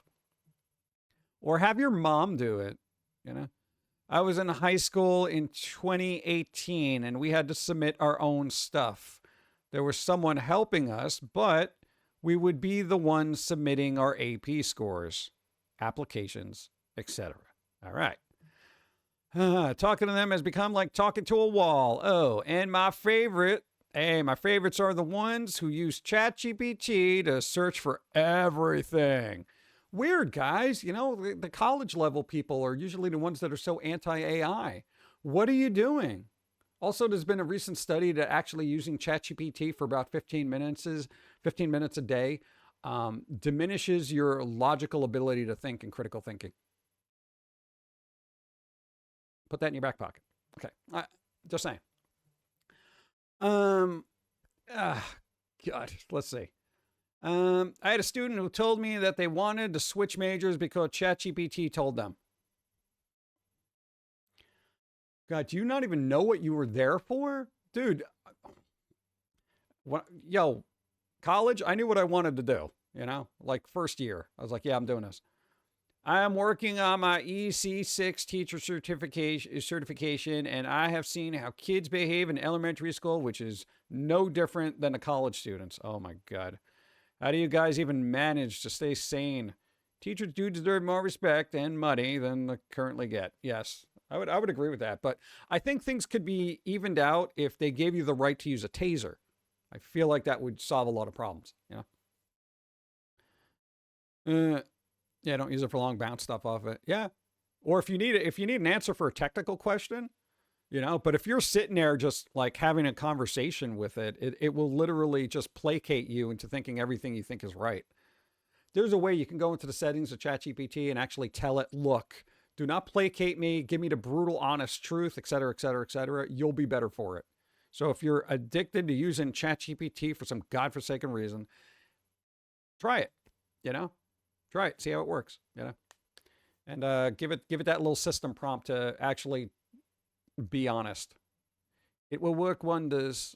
No, because when I ask it a question, I'm just like, look, give me the facts. I don't want any kind of thing. And then there are certain things when I try to research particular topics, it will not discuss it with me, you know? And it's nothing crazy. Usually it's just current event stuff. Like if something happened to a particular individual and I look it up, they're like, oh, we're not going to talk about that. I'm like, I don't know. Grok doesn't give me shit. Like, what the hell's the problem? When does it stop? I'm teaching summer school. Oh, God, that's the worst of the worst. Those are the ones that couldn't even make it. I was there, I know. Oh, God, let's see. I'm teaching summer school for the 5th time in the last 6 years. This year I was responsible for determining which courses a student failed and ensure they registered for the right class. Oh, jeez. As I was going through the grades, I started making mental notes of the patterns I was seeing. 13 years I have been teaching. This means that I have plenty of stories and plenty of complaints. However, my biggest complaint has become more vocal since teaching science and becoming the content lead for my school. What the fuck is a content lead? Oh, God. My district has entered a policy that states the following for course failure. So this is what happens if you to fail a course, all right? Fail math, summer school. Fail English, summer school. Fail science. Did they pass math, ELA, and social studies? Yes, promoted. No, summer school. Fail social studies, refer to science. In other words, if they pass English and math, then all they need to do is pass either science or social studies, not both. Oh, God, you guys got it easy. We are creating a situation where either the history of the world or the foundation of life is no longer as important as math and ELA. True. What creates the greatest chaos is why we measure schools on ELA and math when the world measures a country's education on math and science. True. We are creating a generation of people that believe the earth is flat because of celebrity seeking attention. A generation that believes the moon landing was fake. This generation will be the ones doomed to repeat history because they never learned history. You know, here's the weird thing about that, because Gen X is actually looking at you guys as the people repeating history. Now, okay, so let's see, 13 years experience. No, they might be Gen X. They might be tail end of Gen X or a millennial, 13 years experience. Who knows? We'll see. ELA isn't a great measure. It can be arbitrary. Not cut and dry. I don't even know what ELA is because that didn't exist when we were in school. Yeah. What the hell is ELA? What's ELA? Isn't that an old band? That's ELO, right? Electric Light Orchestra. Gen X, look at those that follow being under intelligent. It's kind of weird though, right? Every generation thinks the generation before them is a complete idiot. Like your grandfather looked at the generation after as like kind of, yeah, they're not great. And then your parents looked at the next generation as like, they're not great. And then you look at the next generation, it's just diminishing returns. Electric Light Orchestra. It's an orchestra with an A. Let's see. Oh, where did I leave off? We're creating a generation. Okay, you never learned history. Okay, that's not all. We are creating a generation that believes that can put the bare minimum. Believes that they can. Teachers, please. Believes that they can put the bare minimum into life and earn a big paycheck. Yeah, no, you can do that in retail, and the paycheck isn't going to be big. Bare minimum. You show up, you're the body. Okay, that's it. That's what retail is. Big paycheck. If they are never taught they can fail, then they will never know how to handle failure as an adult. That's the fun part. But that's the fun part. You're not even realizing that's the best part of it, is when they actually fail and they don't know what the fuck happened. They're like, oh my God, what do you mean? Like, we have failed numerous times before even getting out of high school. Okay? Numerous times. We were set up for failure. We reveled in it. I was born of failure. That kind of thing. Failure, you keep throwing at me. That's my whole life. It's good. But that's the interesting thing. Nobody taught anybody how to roll with it. So that is going to be very scary for them. And that's when you're going to get people who get very snappy, Yeah, we millennials are smart. SMRT. This scares me. With no administrator or board member in my corner, then I feel that my job is no longer based on the success of my students, but the success of my pass rate. That's it. Just pass rate. That's all it is. I can manipulate grades to ensure passing, but I don't do it. I fail my kids if they deserve the fail. Thank you. Thank you. Okay? Because that's a life lesson. Fuck around, find out. For example, I had a student that didn't do any work during the fourth quarter. Holy shit. Here's the thing. Okay, I know everyone's schooling was different, but if you missed one assignment, you got fucking fire and brimstone thrown at you. They're like, where's the assignment? They would literally keep you after school until you finish that assignment. That was the thing, And, you had your parents waiting in the car and you're just like, my parents are waiting for you. They're like, I don't care. You should have done the assignment, And then what would happen? Would the parents be pissed off at the teacher? No, they'd be pissed off at you because you fucked around and found out, So you derailed your parents' day by holding them up. Everything else got thing because you didn't do your assignment because you're an idiot, And what happened after that? You did your assignment. Wasn't the best, but at least you handed something in so you could get the hell out of there. God, it's so weird. For example, I had a student do any work. Any work? That's the thing, man. Dude, the thing is, we also had a teacher that if you missed an assignment deliberately and just didn't do it, they would get on you. And they would hone in on you. You had a target on your back for basically like the next 3 months. And they're like, where's your assignment? Where's your assignment? Where's your assignment? Where's your assignment? They did not fuck around. Like, I don't know what the hell's going on here. What is with the lax rules? If there's any teachers out there, what is with the lax rules of students? Like nobody can discipline anybody. Nobody can fail anything, and it's just like, that's not education. You're not learning nothing. You're not even learning the valuable life skill of failing and correcting your mistakes. That's insane. I didn't do any work in the fourth quarter. It was all online, and he had access to devices in every class, including home. He had a 0 the whole fourth quarter, and his mom showed up a week before graduation begging for work. I told her where to find it and that what he needs to do. She heard that he had a 0 and over 35 assignments to complete, and she nearly blew up at me. No, you blow up at the kid. God.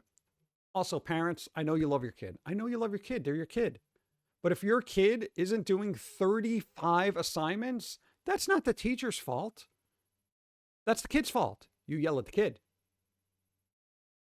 not the teacher. Don't take your anger out on the teacher. They did nothing wrong. You know who did nothing? Your child. That's why there's a problem. You know, stop passing the blame off. I know people love their kids and they want to defend them. This is the worst thing you could do, is defending your kid by saying, yeah, not putting an effort into it is the way to go. You know, what? I had admin next to me, but before they could step in, I opened my mouth. Oh, man. Well, if your kid wasn't a lazy bleep, I'm going to say fucking prick. I like to fill in the blanks. Well, if your kid wasn't a lazy fucking prick bitch, then he wouldn't be in this spot. If he came into my class and tried, then you wouldn't be standing here begging for work. If you ever answered your fucking phone or gave us a working number, then you wouldn't be here begging for help. I then said, forget the work. He could do every ounce of it, but he will still receive a 0. Know why? Because you are the one here asking, instead of making your little 8th grade get his lazy tail. Really? You said tail then? Get his lazy ass out of bed and come ask himself. With that, I turned and walked away. No consequences came my way. Parents have to accept their kids' failures and accept that there needs to be consequences. They cannot keep bailing them out. My rant is over. I like your rant. We're an expert on rant. That's pretty good. Here's the thing. True story. We weren't great students. You were terrible. And there were things where you saw your grade average and you're less like, oh God, I'm like failing by like 3 points. You took it upon yourself, because you didn't want to deal with your parents yelling at you because you failed another class. You would go to the teacher and say, is there any other assignments I could do to try to get my grade up? You did that as a kid, and we're talking like 6th, 7th grade. No kid's doing that now. Give me extra work so I can do better. Nobody does that. You did that yourself. You took that initiative and said, look, I got to fix this somehow, you know, because you didn't want to waste the summer in summer school. Who does, you know? But, you know, for a kid to not do that, kid should, you know, be able to figure that out. And you know what? Teacher was cool enough, and they saw that you wanted to put the effort in, even though you were kind of didn't really want to put the effort in, but they gave you extra work and you did it. You didn't do it great because you're an idiot, but it was enough to pass you, you know? They gave you that just like a couple points over because they saw you put the effort in. And sometimes that's enough, because there's this, at least to a teacher, they see that you're trying, you know, or that there's a show of character there where you're like, look, can I make this right?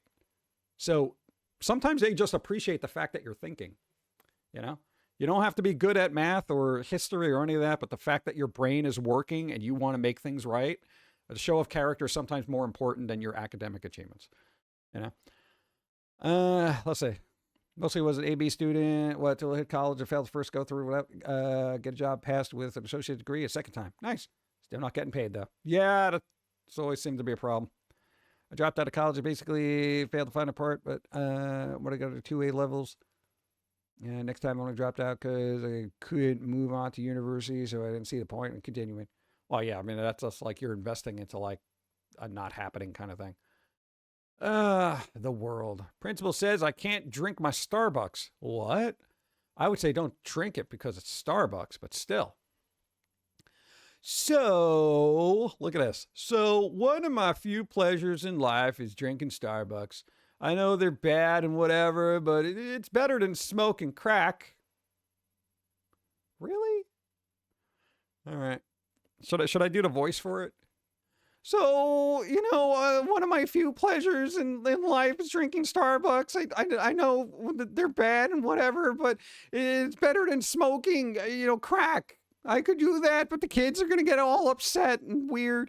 Anyways, a few days ago, my principal sees my Starbucks cup and tells me that I shouldn't be drinking this in front of my students and that I need to wait until recess or lunchtime to drink them. And I work at an elementary school. I'm constantly babysitting. If I don't have caffeine, I'm taking nap time with the kids. Okay? I still bring them because I'm a grown-ass adult. Not a teenager, but can admins regulate what kind of beverage staff drinks? I think admin should just lay off unless I'm bringing Jameson's or something, which I'll do. I'll do it. I'll get my little flask and it'll be like, dude,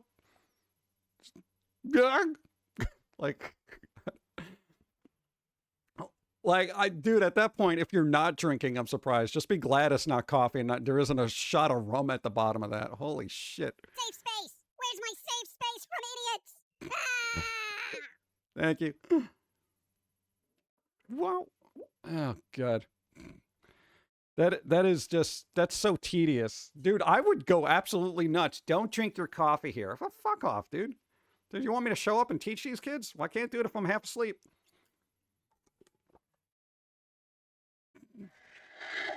Wow. Jim Happy Heart. Happy Heart, thank you. 13 moons. Retro Lionheart. Thank you. I appreciate it. Dude, the stream went well today. Look at this. No stuttering, no nothing. I haven't crashed. Not a single... Oh, no, we dropped the frame. Dude, just like 6. Come on, dude. I dropped 6 frames. Yo, I'm going to have to call my ISP about that. No, I'm not going to bother him about that. God. We don't have to do field day, What? What are you going to do? Hold it against them? Hey, you want fresh air? It's not going to happen with those grades. Like, teacher hot take. I don't want to know about your bowel movements. Convince my school to let me go back to textbooks for next year. Hey, there you go. People have actually been saying teachers that go back to actual textbooks and get rid of the tablets and stuff, the kids actually do better. That's kind of weird, right? Yeah. Look, I got a grant to revamp my curriculum over the summer, and I said in order for my plan to work, we got to go back to the textbooks. And they agreed and put it in the order. Nice. I'll be presenting to my department about it when we return to August. Hopefully I can get another people on board. Nice. There you go.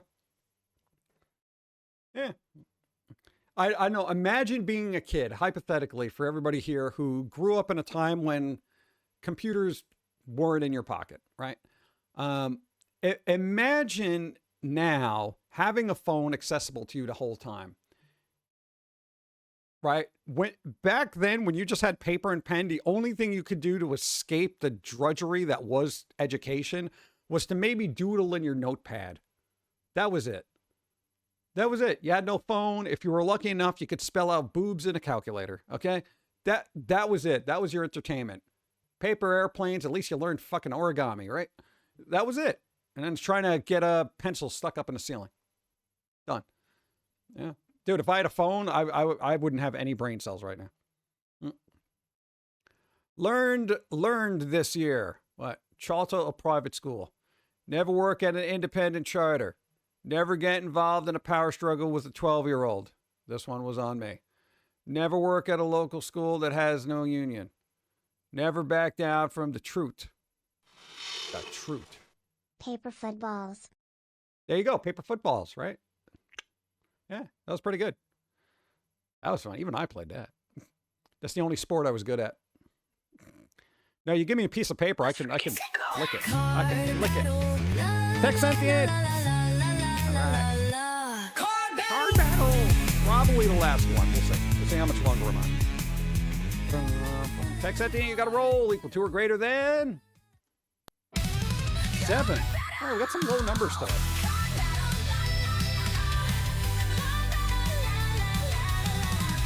14. Nice. Beautiful. You doubled it. Doubled and destroyed. Nice. There you go. Pick a number, any number. Whoa. Bits. Ah. The freaking hype train. Thank you, Icarus. Thank you. I appreciate. What was it? What number? 13. Number 13. Almost missed it. Number 13. Something Sailor Moon happens. There wasn't anything Sailor Moon. Very disappointing. I still don't have bingo. God. It's ridiculous. All right, we got a hype train. Got a hype train on level 2. Boo, boo, boo, boo. Hey, what happened to the dancing one? Where's... No!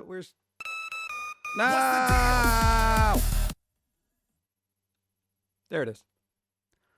No, I forgot to put this up last time.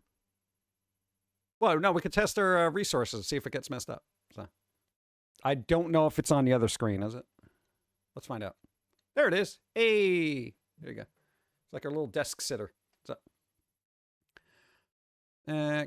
Kind of what these kids need and what?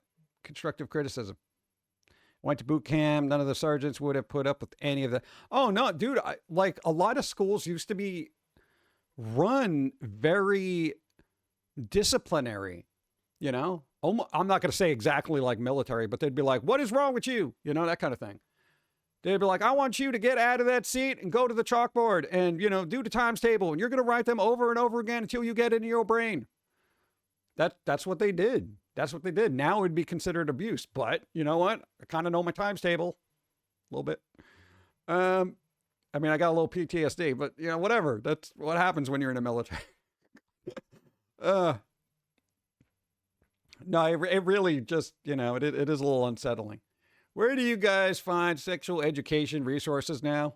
What, do you not know about the hub? Jeez. Does anybody have any running gags that they use throughout the year? Running gags, huh? I don't think you're supposed to use that stuff, right? Do they allow that type of gear? Oh, jokes. Okay, never mind. I want more freedom to decline meetings. Don't we all? Like, what the hell? You know, I would like more freedom to just not show up to a meeting. Yeah? Can't you just say, look, I appreciate the meeting and the fact that y'all want to sync up together, but guess what? I'm out of sync right now. I'm desynced.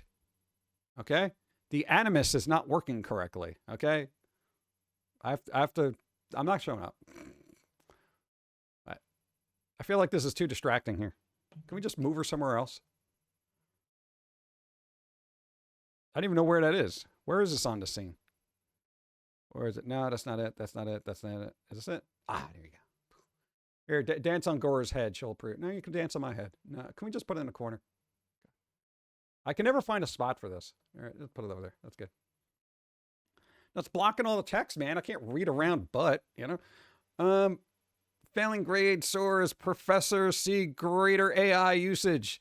Dwindling math skills in UC Berkeley computer science classes. Hey, kids, I thought you hated AI. Kids.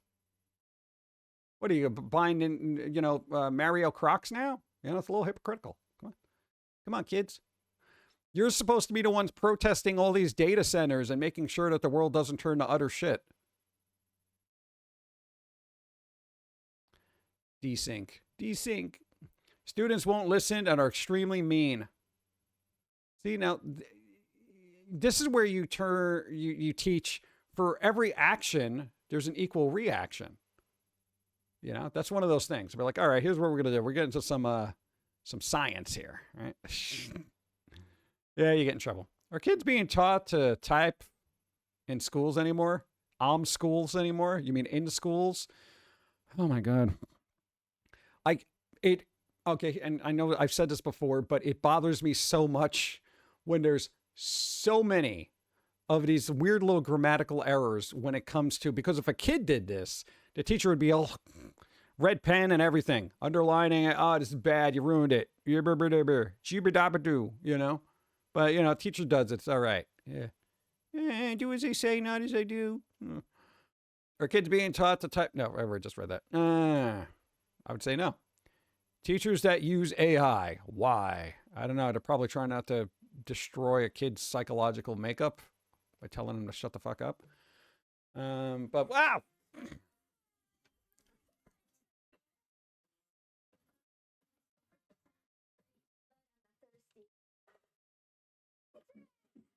Oh my God. Scary. God. Thank you. That's coming from a dyslexic. That is bad. That is a good point. It's like I'm dyslexic and I'm pulling out these things. Saw a TikTok and a girl asked, what's the most, saw a TikTok, God, I'm not going to get to the grammar of it all. Saw a TikTok and a girl asked, what's the most expensive thing you've paid for that was worth it as a teacher? Most of the replies were AI subscription.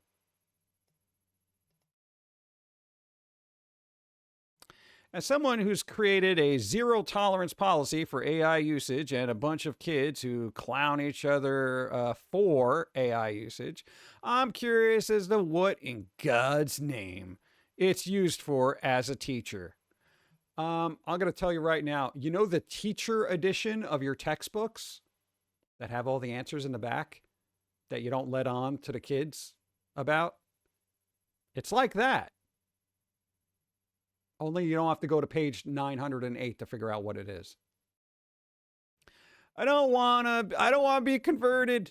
I don't want debates. I'm better because I use it. It's the future. Just want to know what others use it for. Okay. I don't know what a teacher would use it for, honestly. Audio hurts chat. That doesn't count. That doesn't count. It wasn't loud. You were too loud.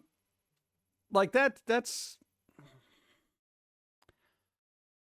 I feel like a teacher would be fine using AI because you want to be the one that has all the answers for the kids.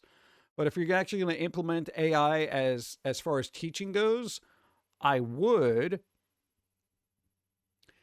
get a particular example and use multiple AIs to show the kids that AIs have different answers. Especially if it's particular hot topics in the world. And I would be like, okay, here, we're going to talk about this today. This says this. This says this. Now, why is that? Why would there be two completely different perspectives on one story? You know? And believe it or not, when you know, you were a kid back in the day, we actually had a teacher that took the time out to bring in multiple headlines of newspapers, right? And they're sitting there and they're going through all these things and they're like, look at how this is worded. Look at how this is worded. Look at how they changed a word from perfect example is, and I forget what was happening at the time, but look, this paper used the word terrorist. This one used the term freedom fighter. You see, that kind of thing. It's those type of little things that no teacher takes the time out to say, look, you don't have to be a genius, but just question every bit of information you get, even from a source that you think is reliable like AI, because it ain't. Because I've used AI, especially for stuff like, whether it's like programming or trying to do coding or something like that. And I'm like, oh my God, I could have found a human YouTube tutorial that would have guided me through this a lot quicker than asking ChatGPT or Bing or whatever the other ones are, you know? So it is kind of, I would say AIs are going to be the new newspapers, you know? Same thing like Wikipedia. You could look up certain historical things. Wikipedia has different, oh God, that was a thing. Wikipedia has different answers than say, what's the other one that Elon did? Grokopedia? Yeah. There are different perspectives and there are certain bits of information that are in one but not the other, and vice versa. So it gets very weird, especially when you get into statistics of particular events and stuff like that. It gets a little bit too PC, you know? Like certain ones want to stick with a particular type of ideology and other ones do not. So it always goes back into like, who's making this data set, you know? And that's going to be the important thing to teach everybody moving forward so they don't just believe everything. To save time, if kid needs to be passed anyways, why teach them anything useful? Because then you end up with a world full of idiots. If you're just going to pass the kids anyway, you stop that. I would never just pass a kid. I'd be failing the fuck out of everybody. Absolutely. I would. And I wouldn't want to see them again next year. They have to repeat the class. Absolutely not. Yeah. But there's no way I would let somebody into the world that is not prepared for it.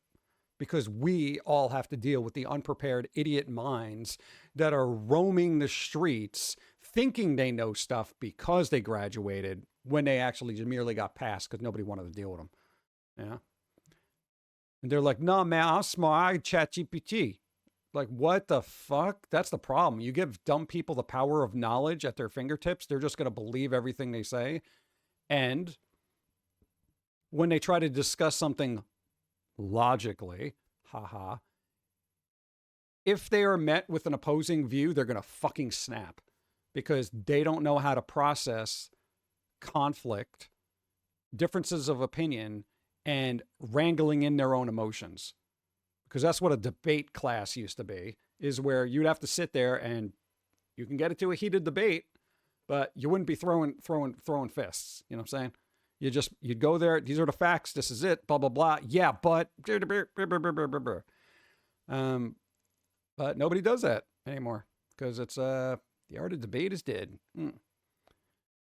Yeah, worse than ever. Yeah. No, I know that the term is dicey to use, but I would say, yeah, they go, how about batshit crazy?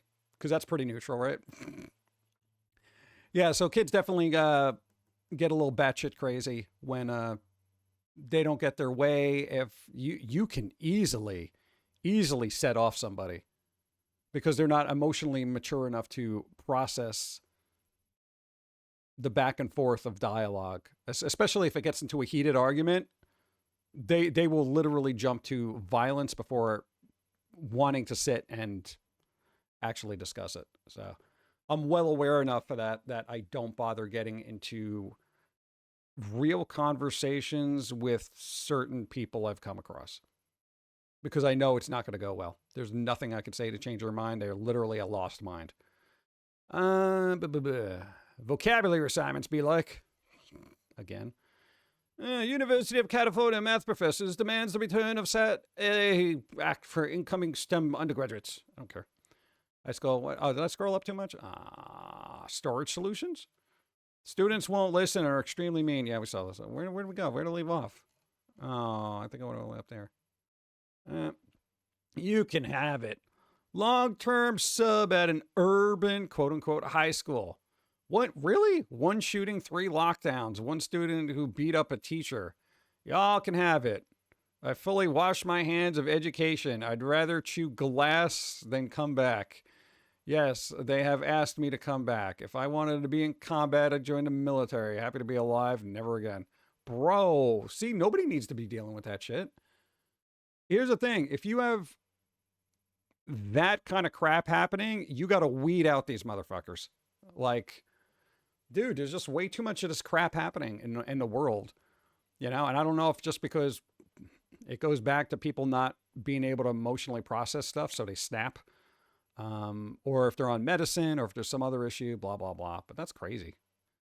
Private school applications, let's see.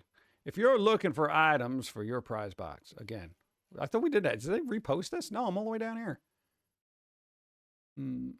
Teachers, this is your reminder to clean out your teacher bag. No. I'm gonna leave those little mints in there forever.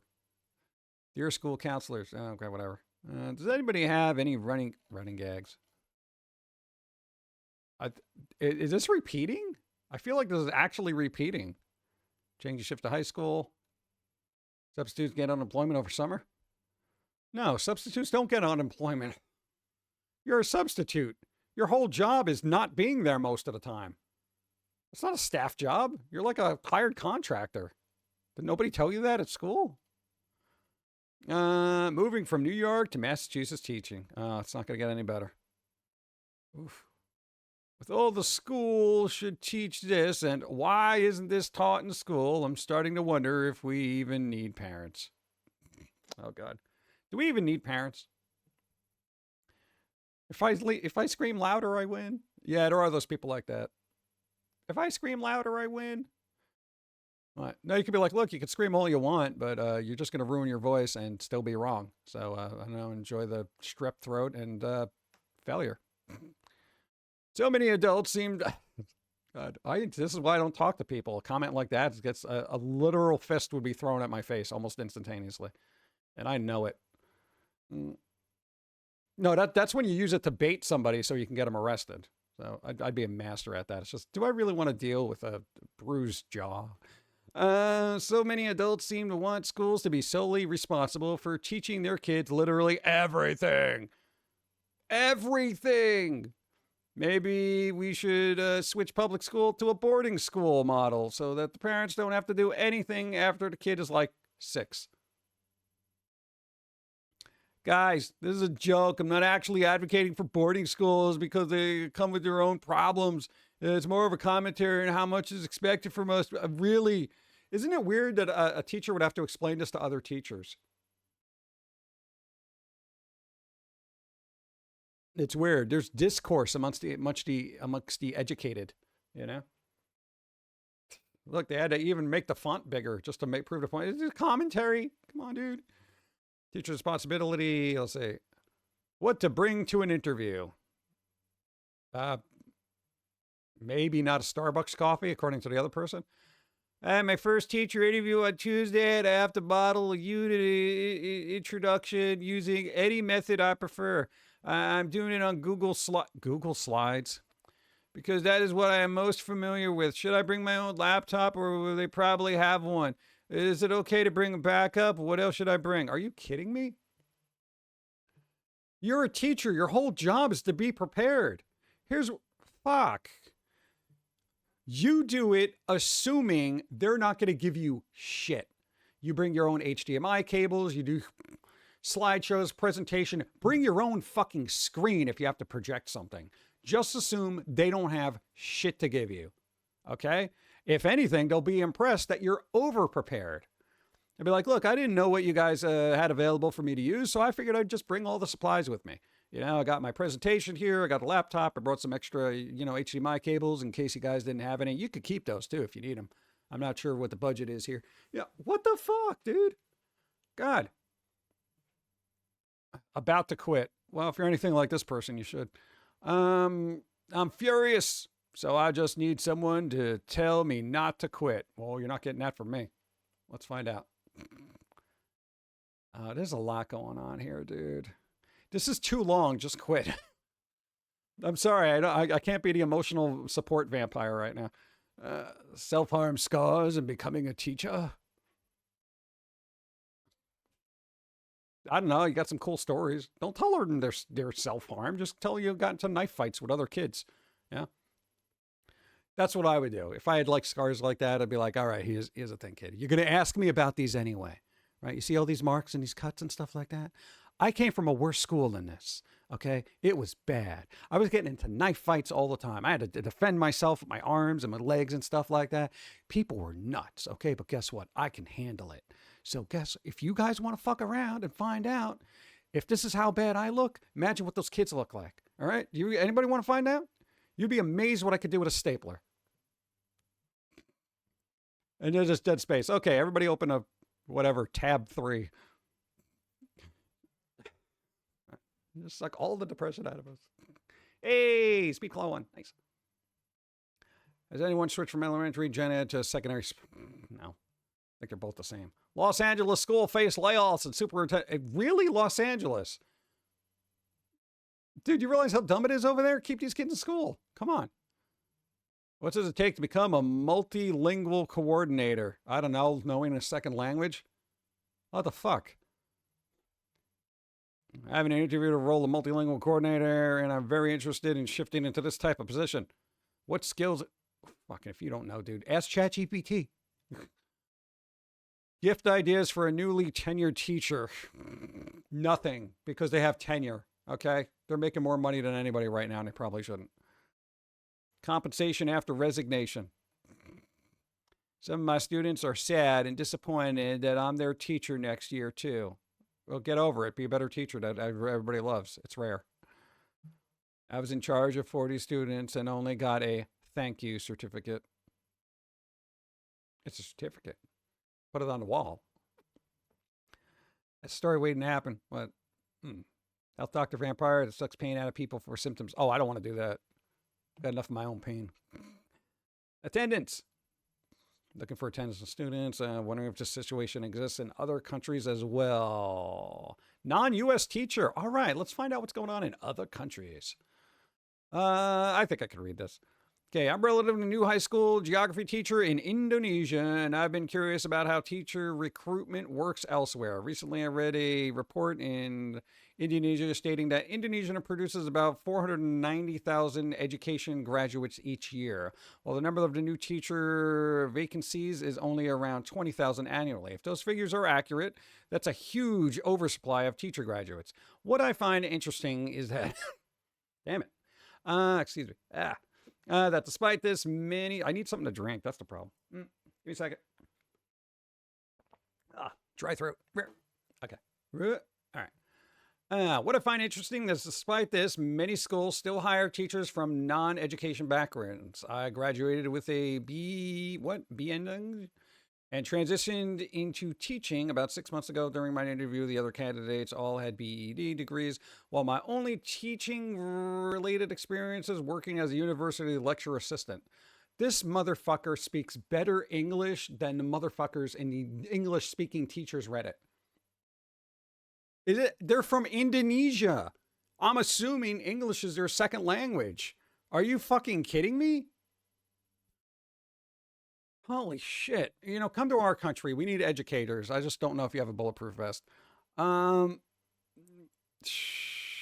it. So I'm curious, is this common in other countries as well? Do schools regularly hire subject specialists or career changers even when there are many teacher training graduates available? If so, what are the reasons behind it? I'd love to hear about your situation where you teach. This person is perfect. This is a really well-written thing, and they're not even, I'm assuming, native English. Oh, God. Oh, America, get good. Shit. Hire them.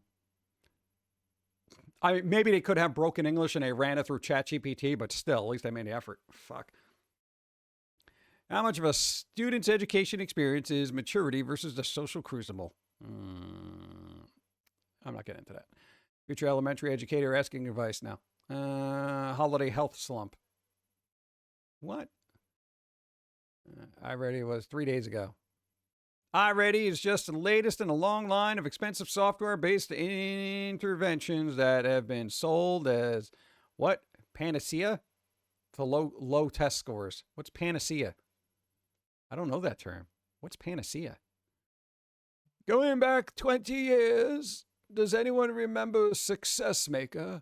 How about Dreambox, Reflex Math, Lexia, MobiMax?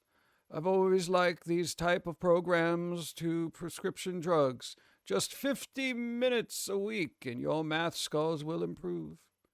Like prescription drugs, however, they can be abused and misused, like ChatGPT. I can remember seeing a Success Maker report in 2007 for a student in another class that had spent over 60 in-school hours from September to April. The recommended dosage was 20 hours annually. Spoiler alert, the overuse didn't help the kid. Okay. Oh, cure-all. Okay. Panacea. Panacea. I've never heard that term. That's weird. Figured I would have came across that somewhere. Yeah, software is a crutch. What should I do if parents wanting my personal phone number? Not unless they're gonna date you, then tell them to fuck off. Give me your personal number. Fuck you. You want to talk to me? You show up here. What do you think I'm gonna be on your beck and call because little Timmy's a fucking idiot? Get the fuck out of here. You know what? You give me your personal number, and every time your kid acts up, I'm going to call you, okay? How about that? No, I also want your work number, and I want your wife's work number, and I want this kid's number all the time so I can hound them to make sure they're doing their work. How does that feel? You want to do that? You want to exchange these things? And first off, I'm making sure all these numbers work before I give you mine, okay? I've tried picking up people in the club. I always got the wrong number. It's a cure-all, like a drug that treats everything. Nice. That's what we need. And holidays and off hours, I check my work phone once or twice and have a two-strike rule for the unannounced non-emergency calls because 90% of the communication from parents neither important or include any kind of emergency and only serve for parents power tripping. Yo, they power tripping. Which started to get said parents angrily because I am responding too late to their liking and don't pick up their calls whenever they like. So they started complaining to the administration. It's the equivalent of asking to see the manager. Now, even though complains, you mean complaints unwarranted, complains? Even though God, all right, I'm gonna have to wrap this up because my throat is bothering me. Even though our Warner administration is pressuring me to give my personal phone number to parents for emergencies, which will be 99% will abuse. The pressure is getting annoying, but I still don't want to give my personal number. What can or should I do? Update. I finally talked to the principal. He was in a conference in another city. He approved my reasoning, so administration no longer pressures me to give my phone number. Okay. Like, yeah. Dude, are you kidding me? There's no fucking way. Oh, yeah, here's my number. Just call whenever you need me. Yeah. Hey, Billy's having a problem with this math problem. Oh, yeah? Which one? Yeah, it's the third one. And can you explain it to him and how to do this? No. That's what you pay attention in class for. Homework is the work you do at home. Are you home right now? Okay, good. Do your work. God. Same problems happen to us with school bus drivers. Yeah, dude, it's like crazy. Dude, school bus drivers, they got to deal with all sorts of crap. You know, you got to actually have like, what do they call them? You actually have other teachers. Usually they're like subs or temps or whatever to actually hang out and kind of keep an eye on the kids. I forget the term. But it's crazy. You know, dude, back in the day, you had that one bus teacher that would turn around. It was like, remember that the old school teacher from South Park? They would just turn around and just be like, sit down and shut up. Like, that's the thing. You can't even do that now. Parents, stop bullying teachers. I know, it's not helping your kid any. That's the weird thing, because it sets an example for every kid that if you yell enough and you cause enough problems, then people are just going to be like, yeah, get out of here. You know, that's where self-entitlement comes from. And then there's going to be that one person that's going to shut them down and absolutely crush their soul. And I'm all for that. Nice. Our driver is cool. Nice. I don't know. I kind of just, you know, the teachers Reddits, it's like, I don't go to school. I'm not going to school. I don't even want to be near a school. I hate schools. Okay. But it's good to read the insights of teachers, and even hypothetically, even if half of those stories are fake or made up, right? The other half that are real, it's kind of scary when you look at it and you're just like, man, there's just something wrong with the education system. Again, I've always said that, like, if you have a bunch of kids in the class that are causing problems and it's hindering everybody else, I would just flat out get rid of them. Like, you know, we got to stop dumbing everything down for the idiots that will never amount to anything. Especially now. We got to focus on the people who are smart, have a little bit of critical thinking, hone their minds so they can be the glowing future of society. Okay. Not dumbing everything down. So we end up in, a Mike Judge film, you know, ridiculous. No, I wouldn't be a good teacher. I would absolutely be a menace of a teacher because I wouldn't take shit from anybody, especially to parents. And I would probably be at the end of the year, if I was to have my way, I would probably have 5 kids left in my class, like at the end of the year. Because I'd be throwing people out left and right, you know?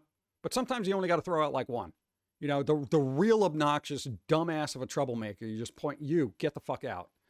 Teacher comes in, you know, blah, blah, blah, it's a big deal, you know, and as long as the institution has your back, and I've said this before, if you could just weed out some of the malcontents, the rest of the class will get better. It actually will, you know? And I know every kid deserves a chance. No, they don't. They absolutely don't.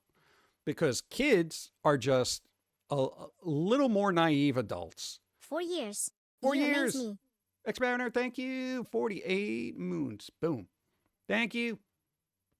And I really kind of think that if you could just weed out the troublemakers, it will elevate the class. Plus, it will keep everybody else in line.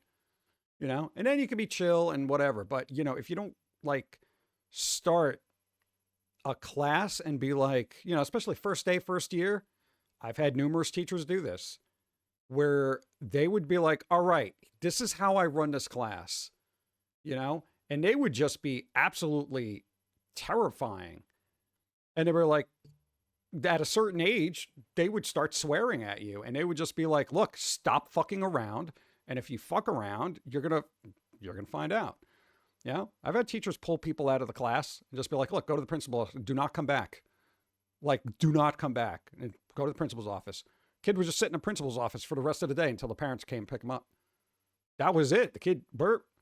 And know what was worse? They had to not only do the homework, but catch up on everything that they missed in class too.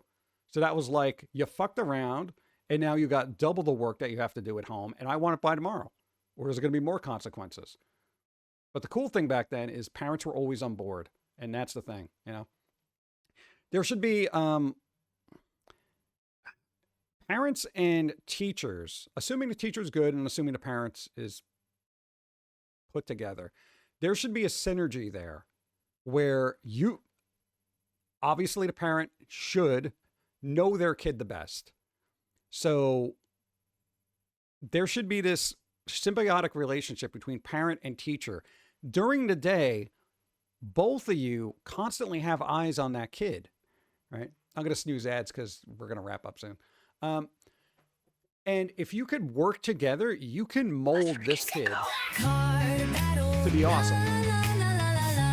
Ninja, you got a roll equal to or greater than? Boom, 12. My God.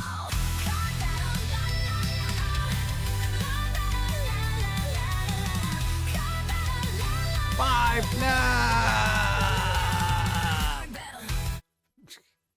Well, you tried. Thank you. But that would be cool if just like all these teachers could work together with the parents and, you know, set up a rule set for these kids where you could literally just be like, look, hey, teach. And say it in front of your kid because like the kid would be like, wait, what? If you could just be like, look, teach, if this kid gets out, if my kid gets out of line, you got my permission to just whack him in the back of the head, you know, and obviously have an understanding, literally don't hit my kid, you know, but the kid will be like, wait, ma, what? No, really, like when I'm not here, basically this person is me. All right. Don't fuck around with them. Stop causing problems because if you did that shit at home, I would yell at you. They can yell at you. You could yell at them. That kind of thing. It's just that weird 5 minutes. It takes 5 minutes. 5 minutes. Yeah. But, you know, it's like a lot of parents got raised in the everybody's a winner kind of spirit of things. And they feel the need to defend their kid. And I get that. But sometimes your kid's a fuck up. And I've said this before. Your kid is not perfect because no human is perfect. So remove yourself emotionally for a little bit. Your job as a parent is to raise a really good child that can think for themselves. Because you don't want to deal with them when they're 45 saying, ma, ma, ma, you know, how do I make meatloaf? You know, it's, come on, dude. It gets ridiculous. So, all right, before ads run, we did 4 hours and 3 minutes. We dropped a couple of frames, but we didn't have any weird buggy things happen. So that's a win. So fingers crossed, things got resolved. We fixed things, question mark. We didn't drop any frames. Well, a lot of frames. You know what? I'm going to check one thing. Let us check Twitch Inspector. Inspector. All right, what do we got? Nothing. Absolutely nothing went wrong. There was a little bit of jitter, but nothing went wrong. Dude, everything's beautiful. Average bit rate, look at that, 5,896K. Average frame rate, 60.02. Happy about that. We're doing it. We're winning. Finally, I thought I was going to get fired. We were literally close to just wrapping me up and just saying, you know what, I guess I'm not doing streams anymore. Yeah. Don't applaud, okay? But I'm just saying, it's like, I know I'm the weakest character on the link here, but chain. But you know, hey, I'm happy to be here and, you know, do my thing and, you know, have coffee. All right, we're gonna rate somebody. I don't know who we're rating. Let me make sure no ads are running. Okay, nothing's running. Who do we got live? Who's live? We're working on it. So close, we will get him next time, lol.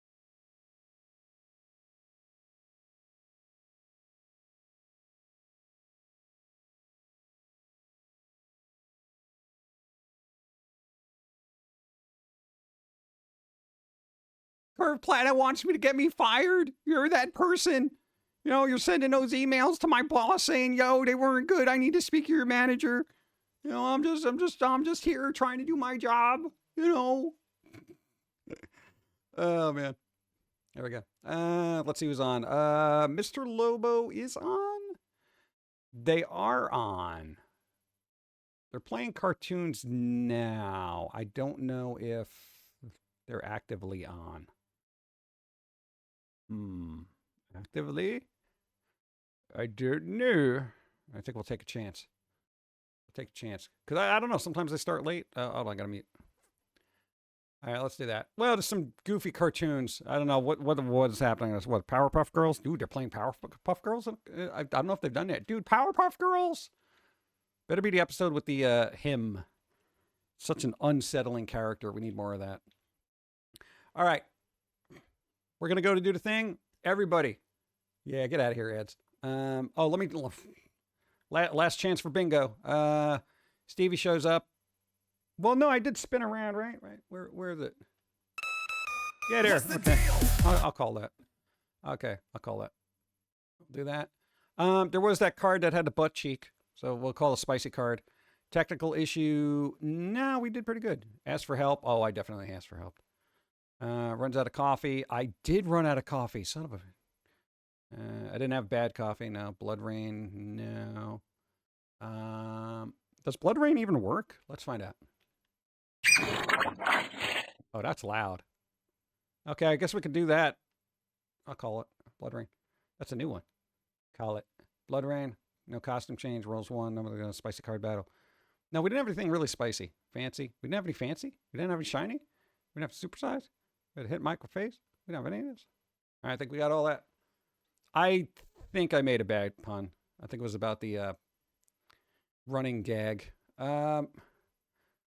Just made it. Yo, my bingo card literally ended up being an upside down cross. All right. Crazy. All right. Let's go right before there's ads. Everybody, again, thanks for helping out, doing the things that you do. New Foamy tomorrow. It's Friday. No, Friday. God, I forgot tomorrow's Thursday. It's fucking Wednesday. God. I was telling Dawn, today felt like an in-between day. Like, if there was another day in between Wednesday and Thursday, like Wursday, like, I feel like I'm past Wednesday, but I literally set up everything for the cartoon for tomorrow, honestly. So, but yeah, not till Friday. So, all right. April Road looks like what? Pillow needs to call doctor. You died. Oh, man. All right. Shadav, again, thank you for being here and doing all the Mahdi things and helping out. I appreciate it. Thank you. Yeah. So, Don will be on Friday, 5 o'clock, doing whatever, I think. And then we got to catch up on some game news. So, hopefully it'll be something. There you go. Early Foamy cartoon. We'll see. All right, let's get out of here before ads. Go. We're going to raid Mr. Lobo. Thanks again. Do something fun this week. It's only Wednesday. It could be Wursday. God, I'm so tired. I got woken up early. It sucks. Go.